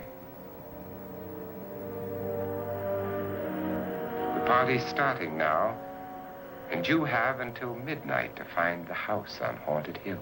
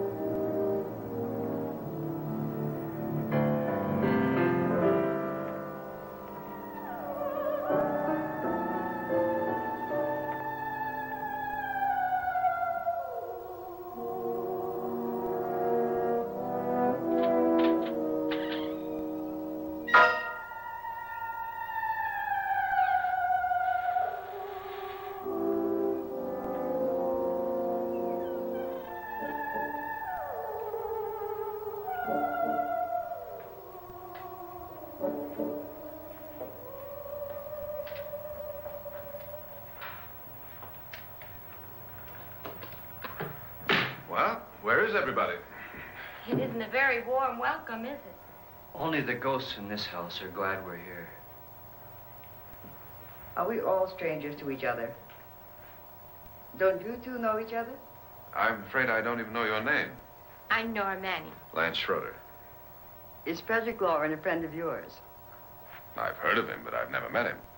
I work for one of his companies, but I've never seen him. I've never met the man either. Just a phone call. Do you know him? No, Well, then you're the only one of us who does. I don't know him. All the details about renting the house were done by mail. He's quite wealthy, isn't he? Millions. And 5 wives, I believe. 4, I think, so far. A $50,000 party for only 5 people is a little steep, even for a millionaire.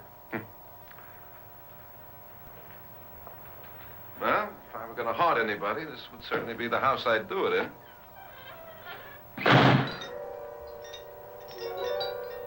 Who closed the door?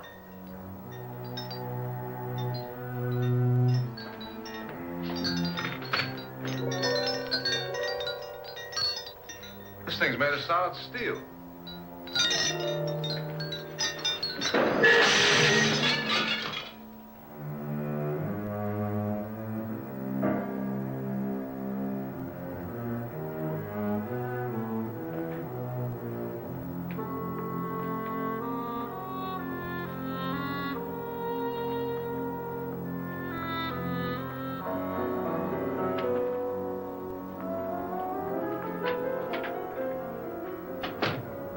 Annabelle. Our guests are here, unfortunately still alive. Is your face on yet? Dust and dirt everywhere, and the water barely trickles. Couldn't you have had the place cleaned? Atmosphere, darling. You know how ghosts are. They never tidy up. And that's a very fetching outfit, but hardly suitable for a party. I'm not going to the party. The spend-the-night ghost party was your idea, remember? Since it's going to cost me $50,000, I want you to have fun. The party was my idea until you invited all the guests. Why all these strangers? Why none of our friends? Friends? Do we have any friends? No, your jealousy took care of that. I had a reason for inviting each guest. I wanted kind of a cross-section. From psychiatrist to typist, and from drunk to jet pilot. They share one thing. They all need money. Now let's see if they're brave enough to earn it. And you call this a party? Could be. Why do you always do that? It spoils the champagne. It might explode. Never does. Would you guarantee that? That isn't funny, Frederick. Make a good headline. Playboy kills wife with champagne cork. Will you join me? No, thank you. Just a sip might improve your humor. My humor is fine, thanks. And I haven't poisoned it. It's always good to know that.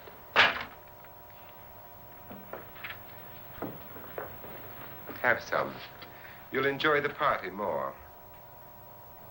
Go on.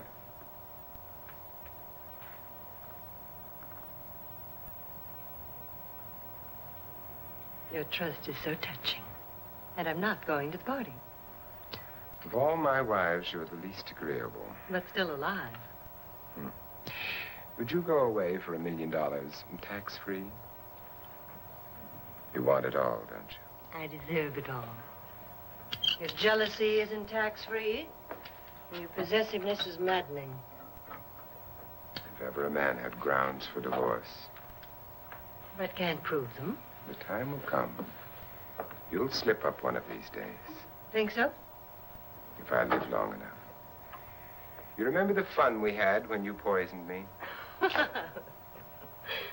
Something you ate, the doctor said. Yes. Arsenic on the rocks. Annabelle, you'd do it again if you thought you could get away with it, wouldn't you? Darling, what makes you think that? Something about you. I hear that hanging is very uncomfortable, in case you get any more ideas. Now, don't let the ghosts and the ghouls disturb you, darling. Darling, The only ghoul in the house is you. And don't sit up all night thinking of ways to get rid of me. It makes wrinkles.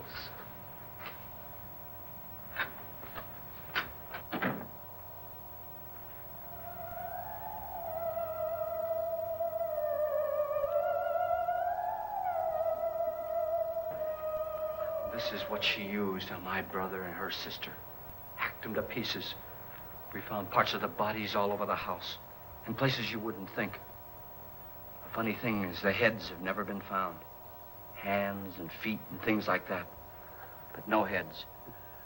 The wife, probably in a rage, threatened the husband with a knife and then, carried away by hysteria, took a swing at him and simply went on from there. Well, she certainly went on. How many people did she kill, Mr. Pritchard? Only two. Her husband and her sister. No one else was here. So there are two loose heads just floating around in here somewhere? You can hear them at night. They whisper to each other and then cry. Since our host isn't here, would anyone care to mix me a drink? Certainly. What will you have? Good evening. I'm your host, Frederick Lauren. Since we're all strangers to each other, let's get acquainted with a drink, shall we? Mr. Lauren, I advise you to call this party off now. The ghosts are already moving, and that's a bad sign. Let me apologize for my wife. She'll join us later. What do you have? Scotch and. Doctor? I'll have the same. Now, before the party begins, let's go over the details. The caretakers will leave at midnight, locking us in here until they come back in the morning. Once the door is locked, there's no way out. The windows have bars that a jail would be proud of, and the only door to the outside locks like a vault. There's no electricity, no phone, no one within miles, so no way to call for help. Like a coffin. So if any of you decide not to stay for the party, you must let me know before midnight. Of course, if you leave, I shan't be able to pay you anything. I'm interested in your reasons for this, party. Aside from pleasant company. Ghosts, Doctor. I think everyone wonders what they would do if they saw a ghost. And now my wife has given us all the opportunity to find out. Amusing. Ghosts, etc., being only creations of hysteria, your party should be a success. Well, Pritchard here promises us genuine ghosts. 7 now. Maybe more before morning. That's cheerful. 4 men have been murdered in this house. And 3 women. You planned your party very well, Mr. Lauren. 4 of us are men, 3 are women. Well, a ghost for everybody. Well, Pritchard, why don't you take us on a tour through the house and let's see what happens, huh?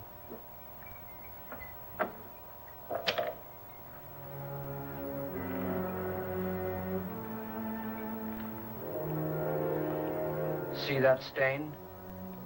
Blood.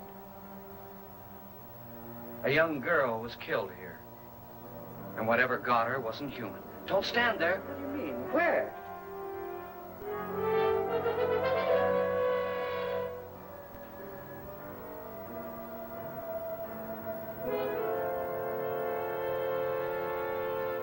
It's too late. They've marked you. Ridiculous. The roof probably leaks. Oh, that must be what it is. Who would want to haunt me? I would say any self-respecting male ghost. I hope it doesn't come back. Well, Mr. Pritchard, you're the life of the party. He hasn't even started yet. Wasn't there a man who threw his wife into a wine vat or something? That was in the cellar. There's been a murder almost every place in this house.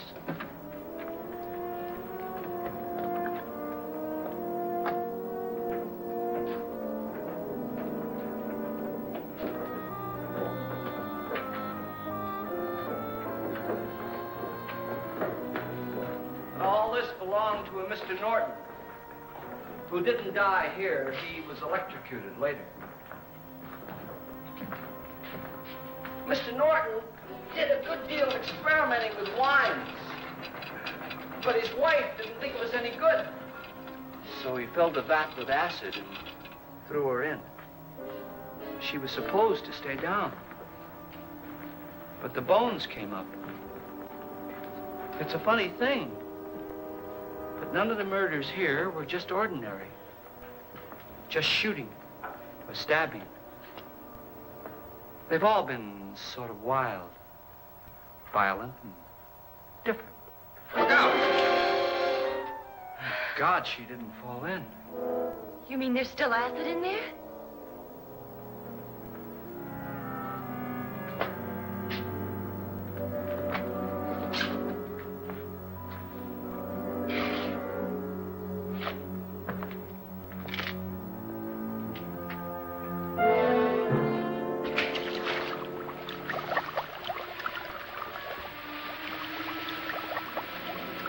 Destroys everything with hair and flesh.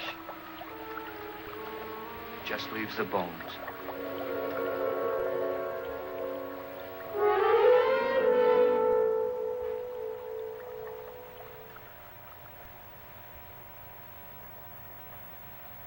My, it's dry and dusty down here. Oh, there's a cure for that upstairs. Come on.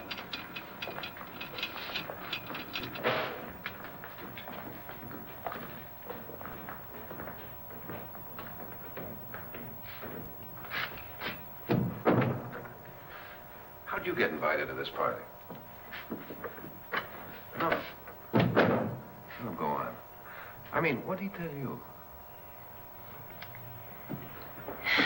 Mr. Lawrence said everybody'd get $10,000. But he didn't say anything about being locked in. No. He just made the deal with me on the phone, but nothing about having to stay. Aren't you going to stay? If I don't, I lose $10,000. I'm going to stay, too. $10,000. Yeah. You believe in ghosts? I don't know. Well, I agree with what that doc says. You can spook yourself. I've done it in planes. Seen things that weren't really there. Or were they? What are you going to do with your $10,000? If we get it. What do you mean, if we get it? Won't he pay us if we stay? Ah, sure he will. 10,000 is no more to him than a nickel is to us. We were in an automobile accident. Now I'm the only one in the family who can make any money. Boy, I've never seen so many doors.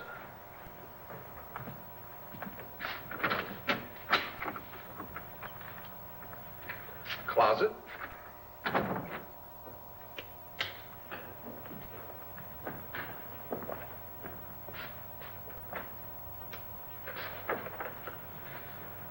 Bottles.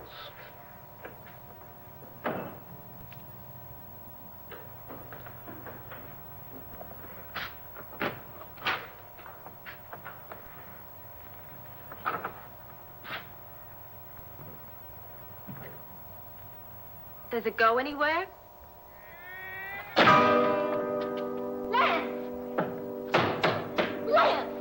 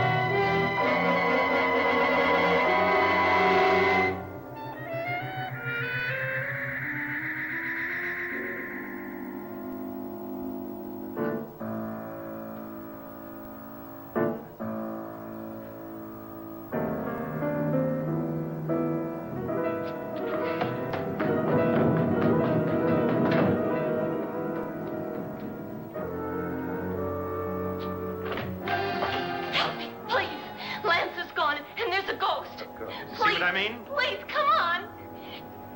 Did she say Lance is gone? Gone where?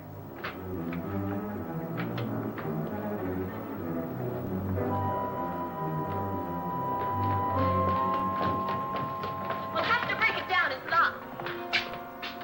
What?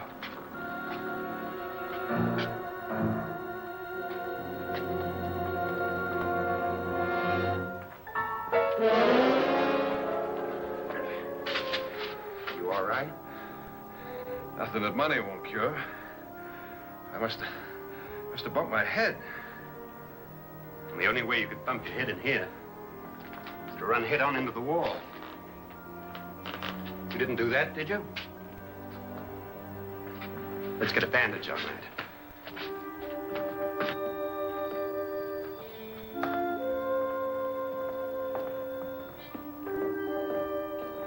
I wonder why they didn't kill him. Who? He didn't bump his head. They hit him. They?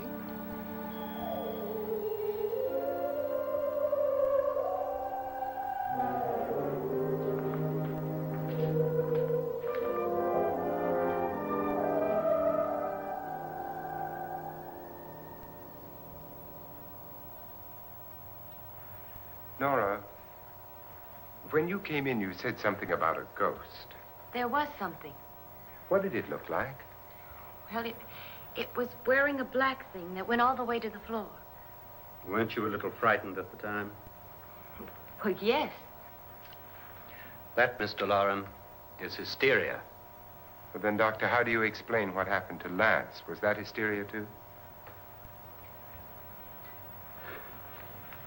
You better get that checked in a day or so. Thanks, Doc.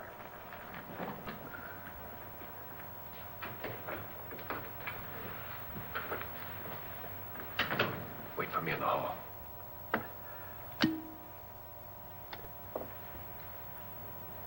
The ghosts are coming closer, Mr. Loren. You really believe in your pet ghost, don't you, Pritchard? Before the night's over, you will, too. Wouldn't you like a drink, Lance? No, thanks. I'd like one. Scotch and.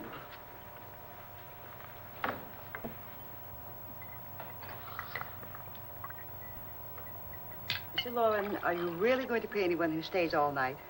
Certainly. $10,000. Will there be much red tape or delay? You in a hurry, dear? Frankly, yes. Or frantically. There you are, my dear.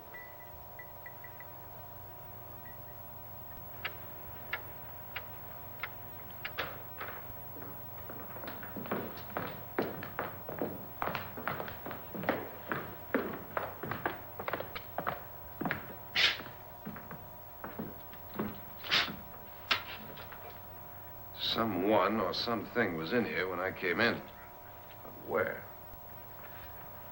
And if the door was locked, how did it get out? What you saw might have been a ghost, Nora, but what was in here with me was no ghost. I don't know. I was so scared. Does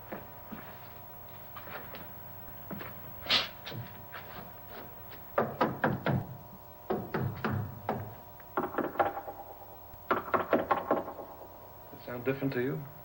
Yes.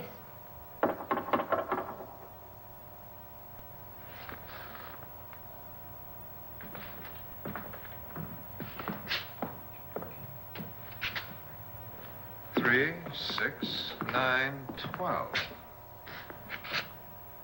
12 feet.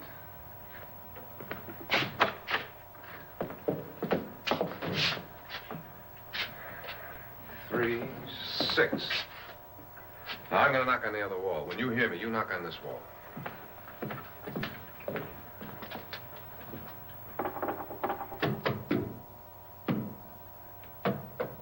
Tap lower down.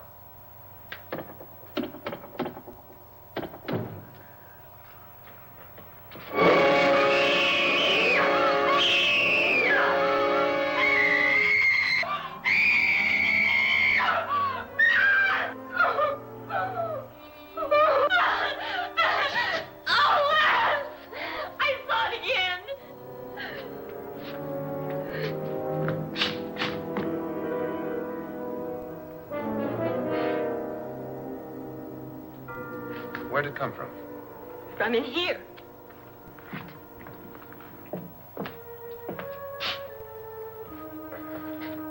What if it ran out of here? I'd have seen it.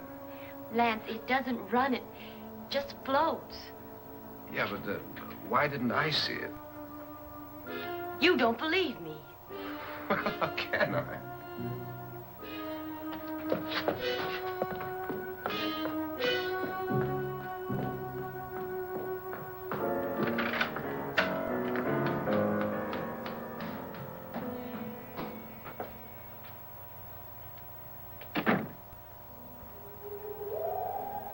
I'm Annabelle Lauren. You must be Miss Manning.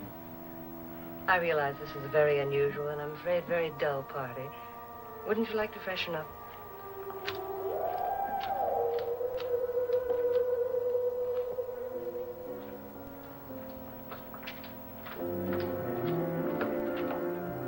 This is your room. Depressing, isn't it? I doubt if I'll spend much time here. It's going to rain. Perfect atmosphere for my husband's party. Why did you come here? He said he'd give me $10,000. Why did he pick you? I don't know. My supervisor just came and said I'd been invited. How long have you known my husband? I just met him tonight. So? Why you?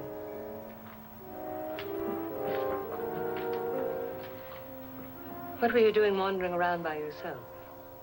Well, I was in the cellar with Lance, Mr. Schroeder, and I just left, that's all.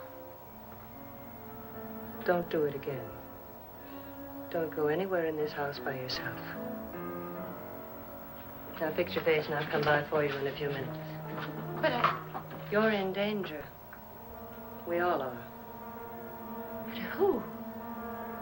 I hope for your sake you never find out.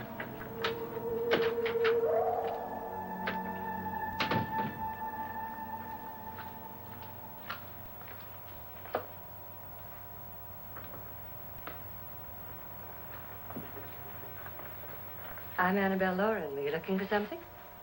Not exactly. Are you the doctor? No, I'm Lance Schroeder. The pilot. You've hurt yourself. Oh, it's just a bump on the head. Which is my room? I believe this is it. Thank you, Mrs. Lauren. Annabelle Lance.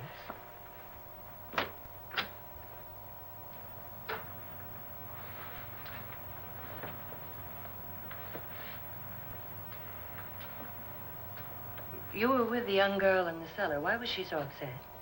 Was she? And you don't look like the type to go around bumping his head. What really happened, Lance? Well, Nora thought she saw a ghost, but I didn't see anything. She was just frightened then. And mad at me, I think. I kidded her about it. I wouldn't joke about anything else that happens here tonight. Now, don't tell me you're taking all this seriously. Aren't you? Well, I'd like to find out what hit me. Lance. If I need help, may I count on you? Yeah, sure, I guess so. Look, what's going on here anyway? I mean, what is with this party bit? This is no party. He's planning something. Your husband? I wish I knew what it was. Must be pretty big if he's going to lay out $50,000. The money doesn't mean anything. He has a reason for getting us all up here to this dreadful old house. Well, what for? He doesn't even know us. Maybe that's exactly why you're here. Well, what can he get away with? Oh, he thinks that big money like his can get away with anything. You know, of course, that I'm his fourth wife. The first simply disappeared. The other two died. Lance, I don't want to join them. You mean he, Oh, his doctor said they died of heart attacks. 2 girls in their 20s. Well, what can he do? My husband is sometimes insane with jealousy. Nothing matters to him then. Please be careful. Would he hurt you? He would kill me if he could.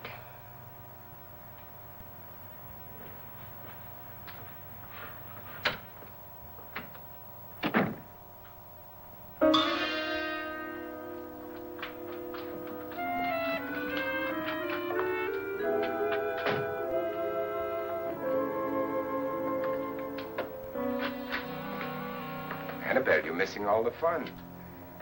Nora Manning was almost killed by a falling chandelier. The pilot bashed his head in. Is he badly hurt? The Saturnine psychiatrist bandaged him up. Don't you want to go and console him, as you do most men, in your fashion? You're so clever, Frederick. Yes, I lie awake nights wondering why I married you. was rather a mistake. You didn't marry me, dear. I married you. Unpleasant, but no mistake. Hurry up. Frederick, for the last time, I'm not going to your party. And for the last time, it's not my party, but yours. And you are going. I am not. You ready, dear? No. Are you ready, dear? Yes, damn you. Would you adore me as much if I were poor? No. All you want to be is a lovely widow.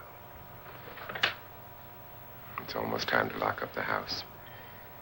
And then your party will really begin. I wonder how it'll end.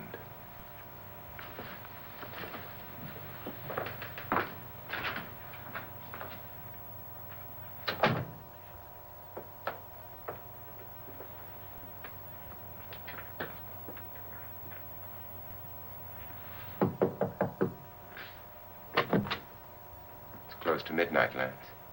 Okay. I'll be down in a minute.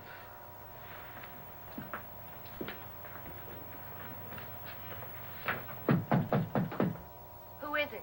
Your host, my dear. It's almost midnight, Nora. We're all going to get together down in the living room. All right, Mr. Lloyd. I'll be right down.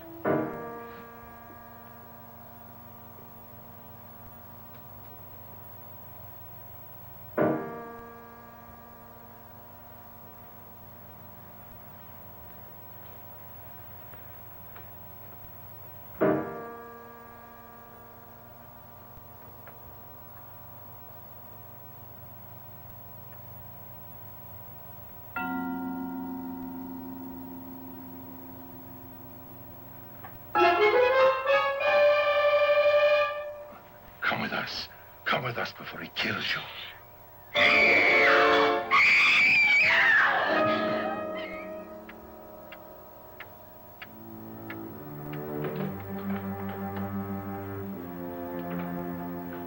Where's Laura? Miss Manning.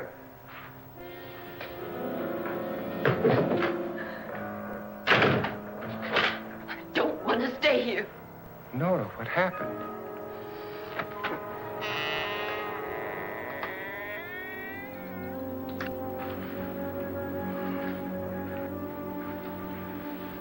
That's Jonas Slides and his wife. They've been caretakers here for years. She's blind, you know. I'm not going to stay here. Well, Doctor, it looks like we have a real case of hysteria on our hands. I think she's just a little upset, not hysterical.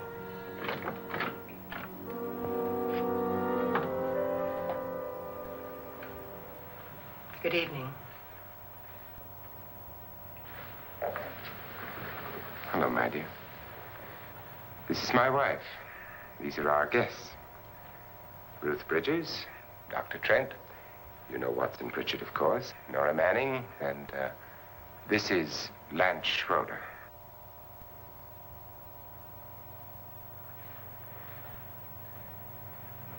Get me out of here. Now, what about the 10,000? I don't care. He wants to kill me.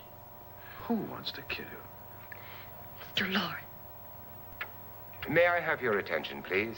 I think you all remember the bargain we made about staying all night. $10,000 apiece. If any of you don't survive, $50,000 will be divided amongst the rest of you. If I should die, you will be paid by my estate. When the door is locked from the outside by the caretakers, we'll all be forced to stay in this house until morning. If any of you decide not to stay, you must leave with the caretakers now. You won't have a chance to change your minds later, because there'll be no way to get out. I don't want to stay. Wait.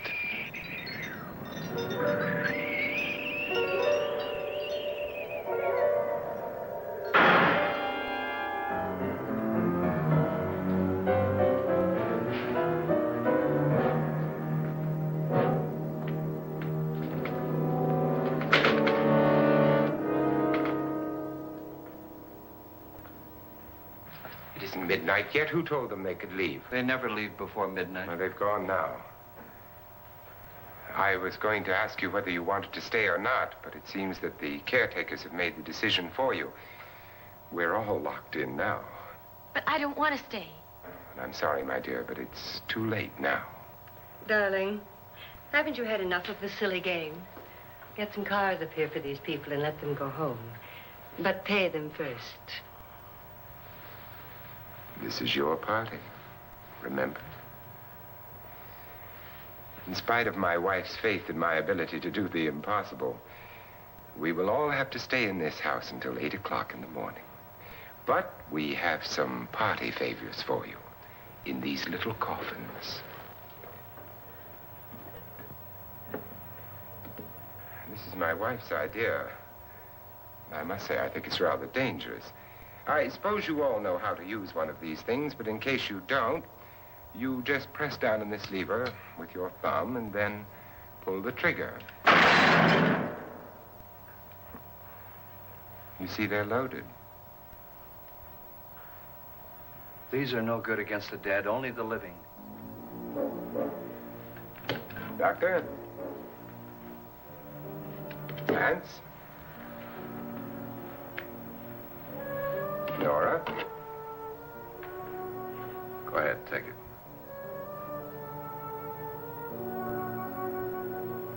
Miss Bridges?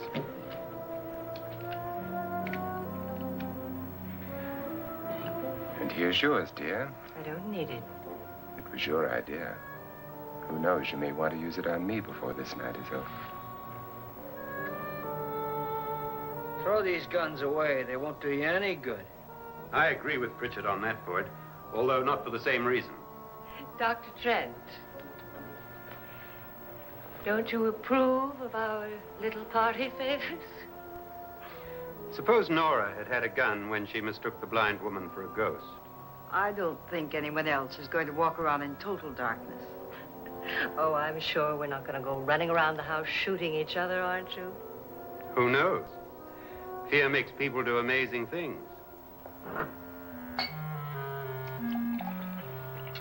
Mr. Pritchard, you said your sister-in-law killed a man and a woman here and cut them up?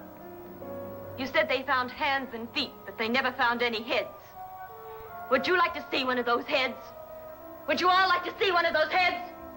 Well then, just follow me.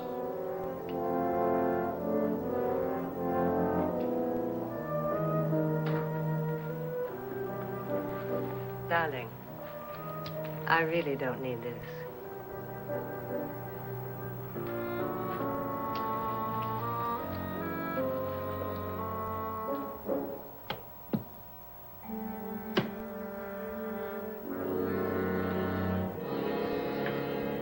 Just go look in my suitcase. Just go look.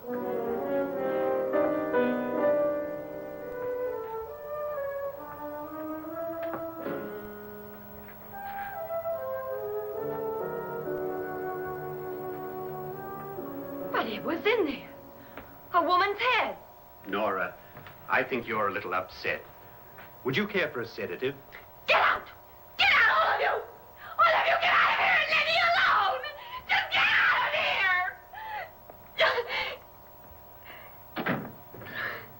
You think it's all right to leave her by herself, Doctor? I wish she'd taken the sedative. Well, what do you suppose she thought she saw? They're closing in on her. Look, Doc, I think somebody ought to stay with her. There could be 1 million people around her. But if they wanted her, they'd get her. What if he's right? He's too drunk to know what he's talking about. I wonder. I'll join you in a minute.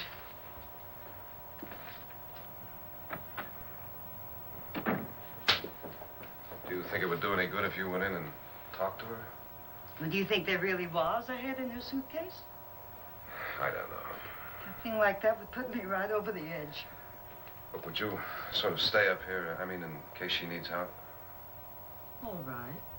I'll be in my room. Just call it. Thanks.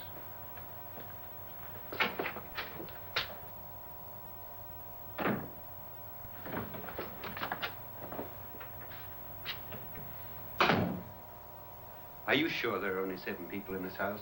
Positive, except for the ghosts. I don't believe in ghosts, nor in frightening women. In Nora's case, it's gone far enough. Perhaps too far. What do you suggest we do about it, Doctor? Don't frighten her anymore.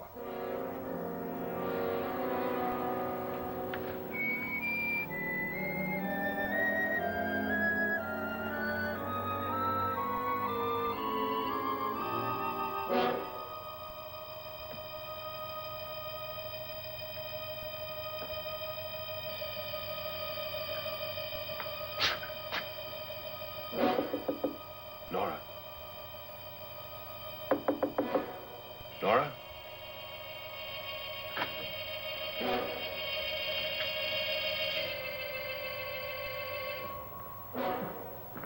Nora?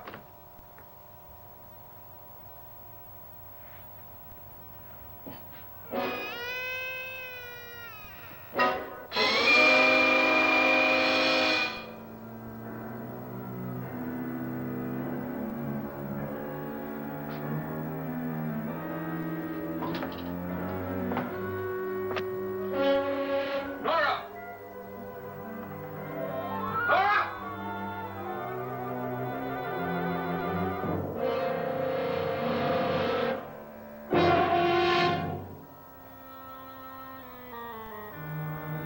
What do you know about this?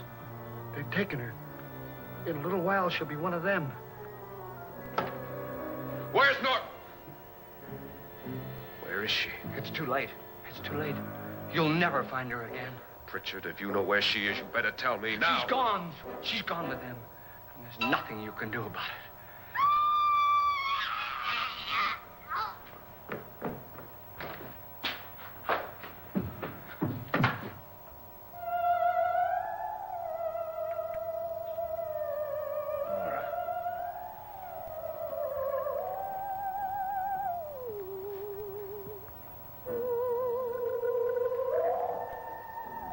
Lay her down.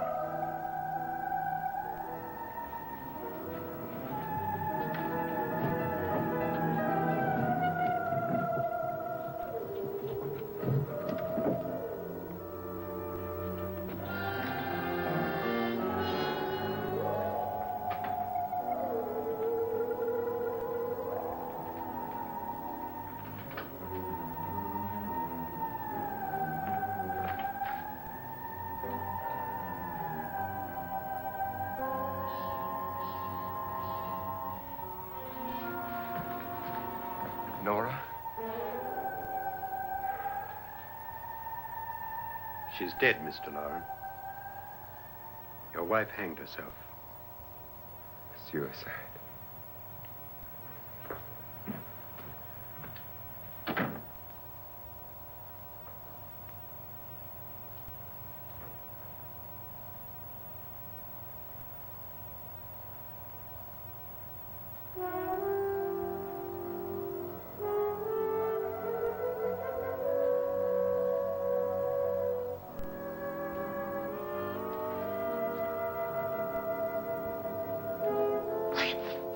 Nora.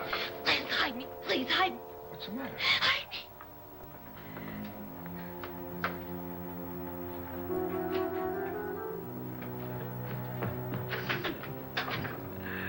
He tried to kill me. He grabbed me and choked me and put me in that room. And then he went away and left me. Who? He thought I was dead. Who? Mr. Lord. Are you sure about this? I don't know. It was dark, but it must have been him. Has anybody seen you since he left you? I heard some people in that room, but I went by and nobody saw me. Mrs. Loren is dead. But how? Loren said she committed suicide, but I think somebody killed her. Him?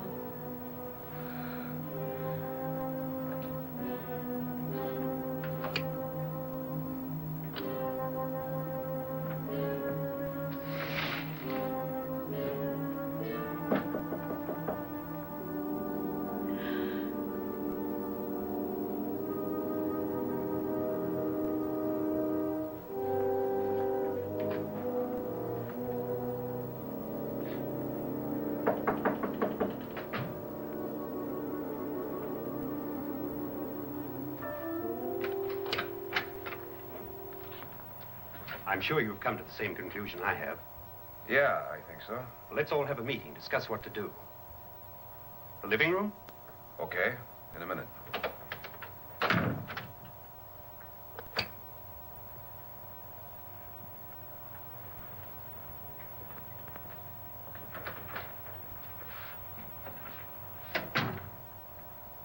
I gotta go downstairs. Now, you lock yourself in here and don't let anybody know you're here. If he thinks you're dead, he won't come here. And I'll get back as soon as I can. You'll be all right. And if you have to, you use it.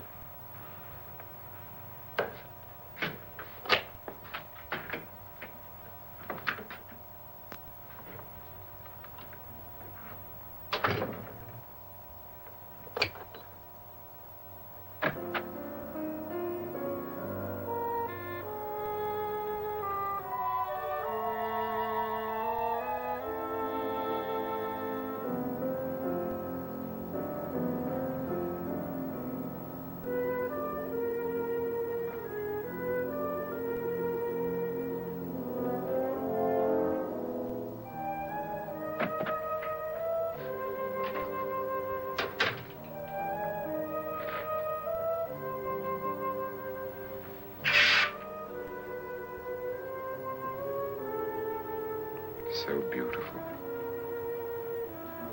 So greedy. So cold.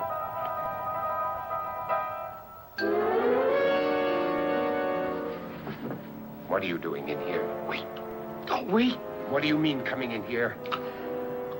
I didn't want them to take her away. You're drunk. They will if you don't watch her. You're drunk. All right, out with it, Bridget. Why did you come into this room? I'm the only one who understands. Understands what? Your wife isn't there anymore. She's already joined them. Look, Bridget, I've had enough of your spook talk. Get out, you sot, and don't come back into this room again.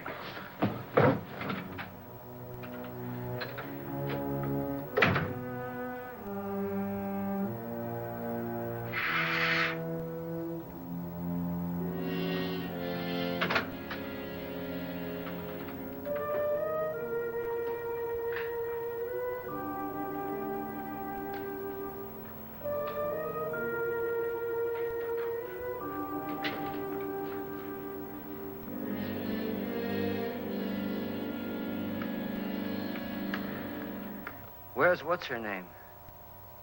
Nora. I didn't disturb her since I don't think this concerns her. No, you're right. Mr. Loren, isn't there some way we can get out of this house now? No, none at all. We could try breaking out. The only door to the outside is made of steel. The bars of the windows are set in solid stone. We gotta stay. I'm not afraid of your ghosts, Pritchard. But I am afraid. When we came here a few hours ago, the only thing we had in common was the $10,000 we'd get. Now, however, we share something else. The death of Mrs. Loren.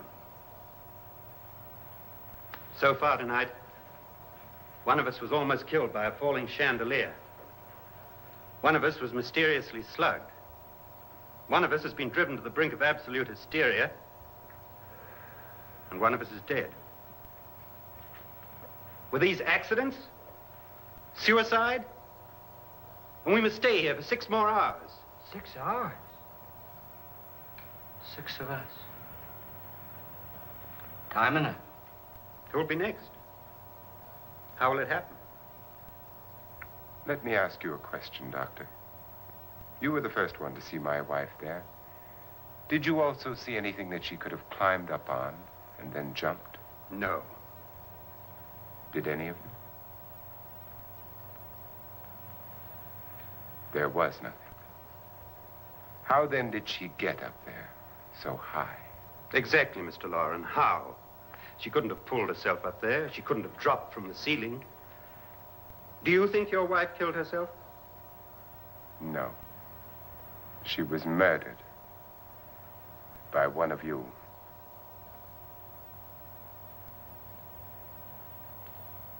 Or you, Mr. Loren.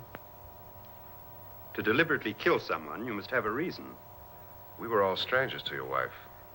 Only you had a motive for murder. What husband hasn't at some time wanted to kill his wife? What husband hasn't had 1,000 opportunities to do it in such a way so that he'd never be suspected? I'm not such a fool as to hang my wife from a ceiling by a rope. The fact remains that you, or one of us, murdered Mrs. Lauren. And that's a matter for the police.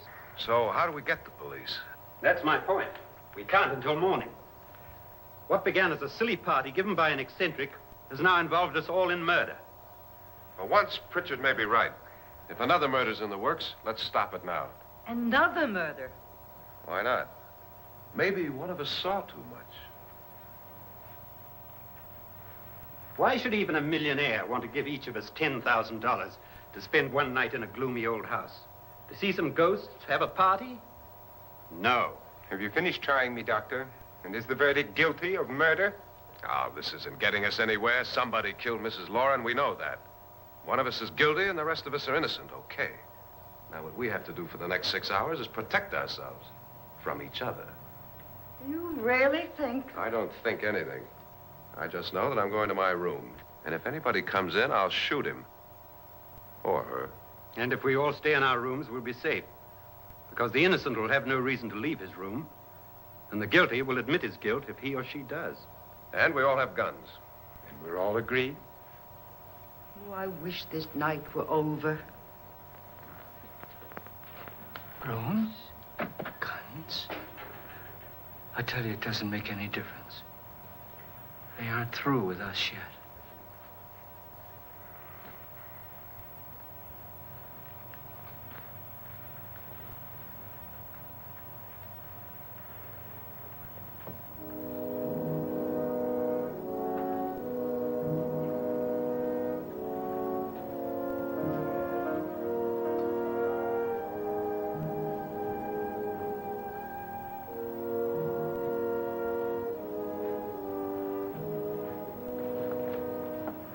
What's the use of saying goodnight?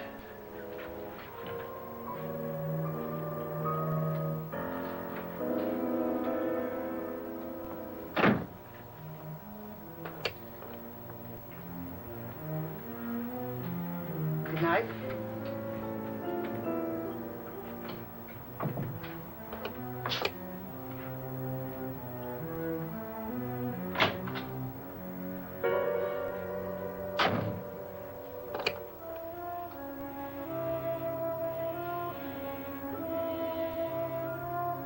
Good night, Doctor.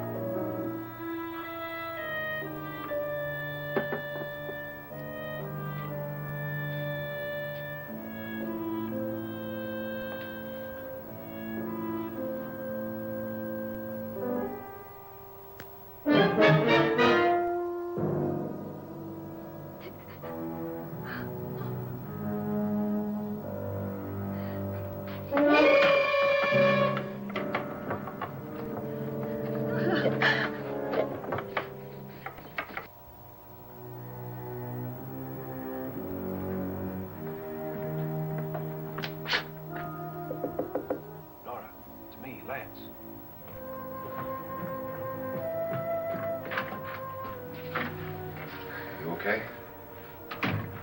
They've all gone to their rooms and locked themselves in. Lance, I've been thinking. It was so dark down there. Maybe it wasn't Mr. Lorne. It was him, all right. He tried to kill you, and he did kill his wife. How can you be so sure? She tried to warn me, asked me to help her. The doc thinks he's going to try and kill one of us.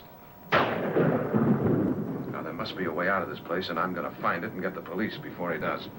I'm going with you. What if he finds out you're alive? No, Nora. You're safer here than any place else. Now, just lock yourself in and keep quiet.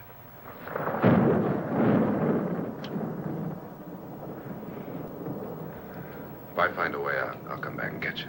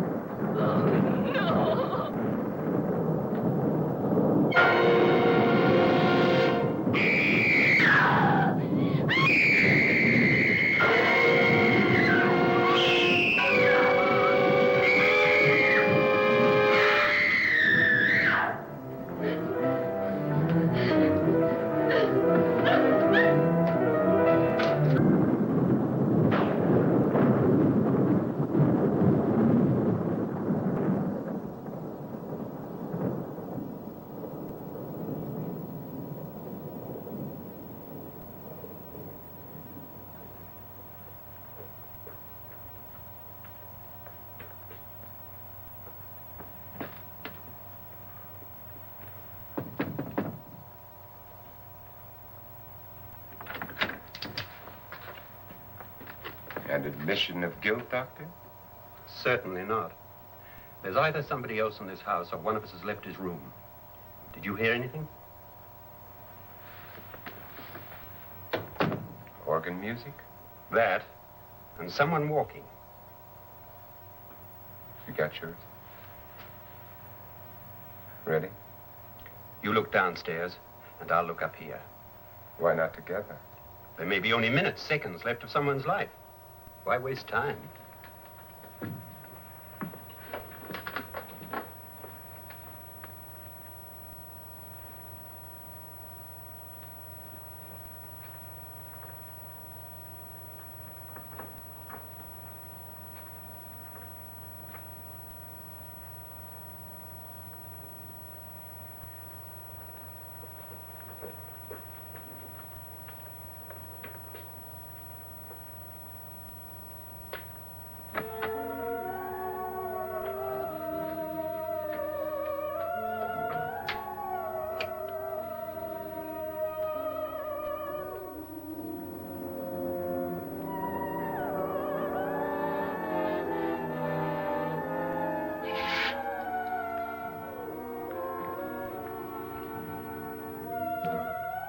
It's almost over, darling. Every detail was perfect.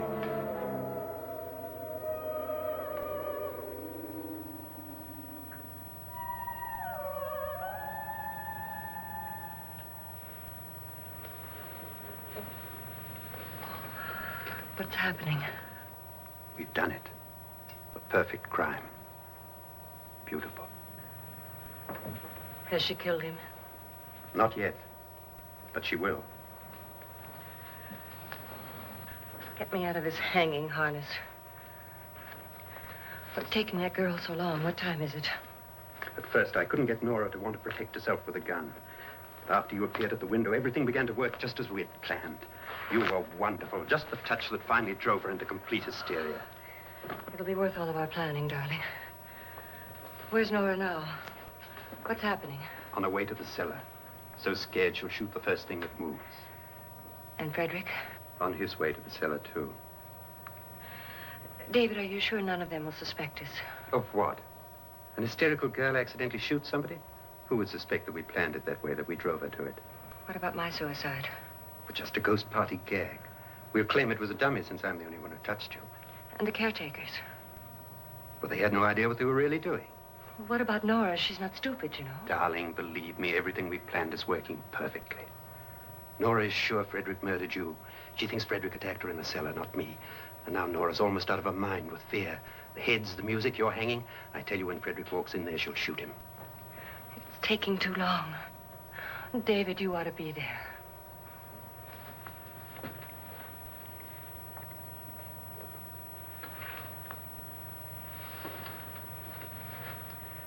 When you hear the shot, come down to the cellar.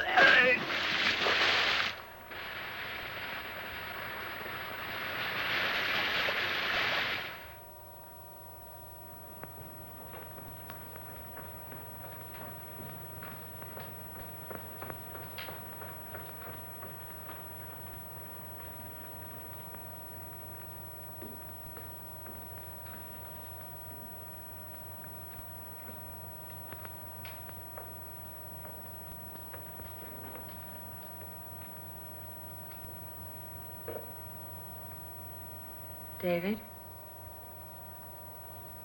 David?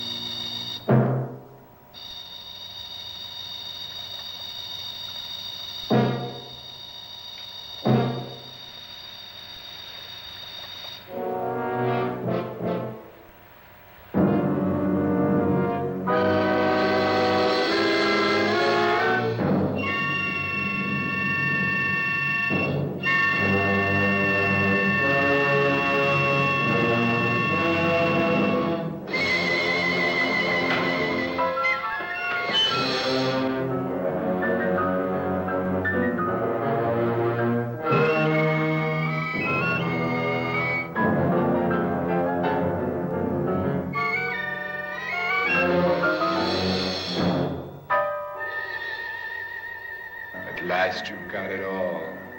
Everything I have. Even my life. But you're not going to live to enjoy it. Come with me, murderess. Come with me.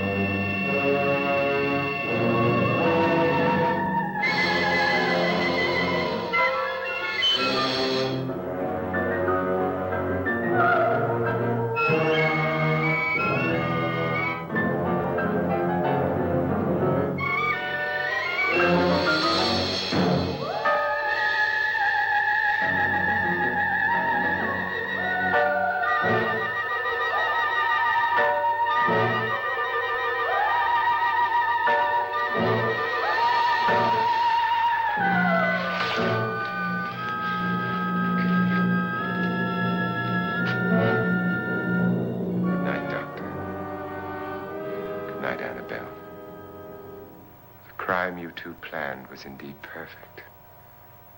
Only the victim is alive and the murderers are not. It's a pity you didn't know when you started your game of murder that I was playing too.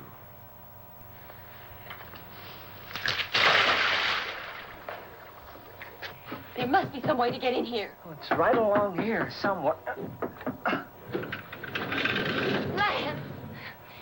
I've shot Mr. Loren. He's down in the wine cellar. Alive? I don't think so.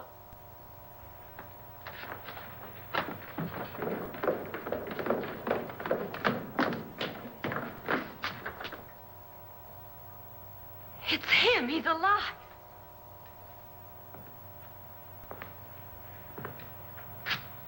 You didn't shoot anyone, my dear.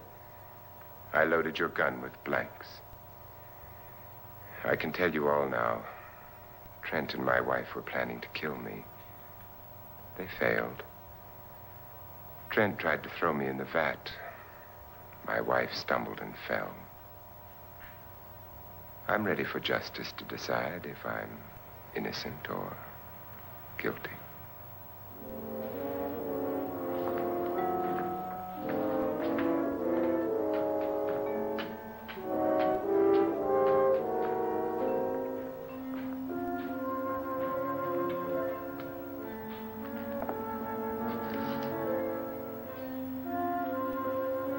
Now there are 9. There'll be more, many more. They're coming for me now. And then they'll come for you.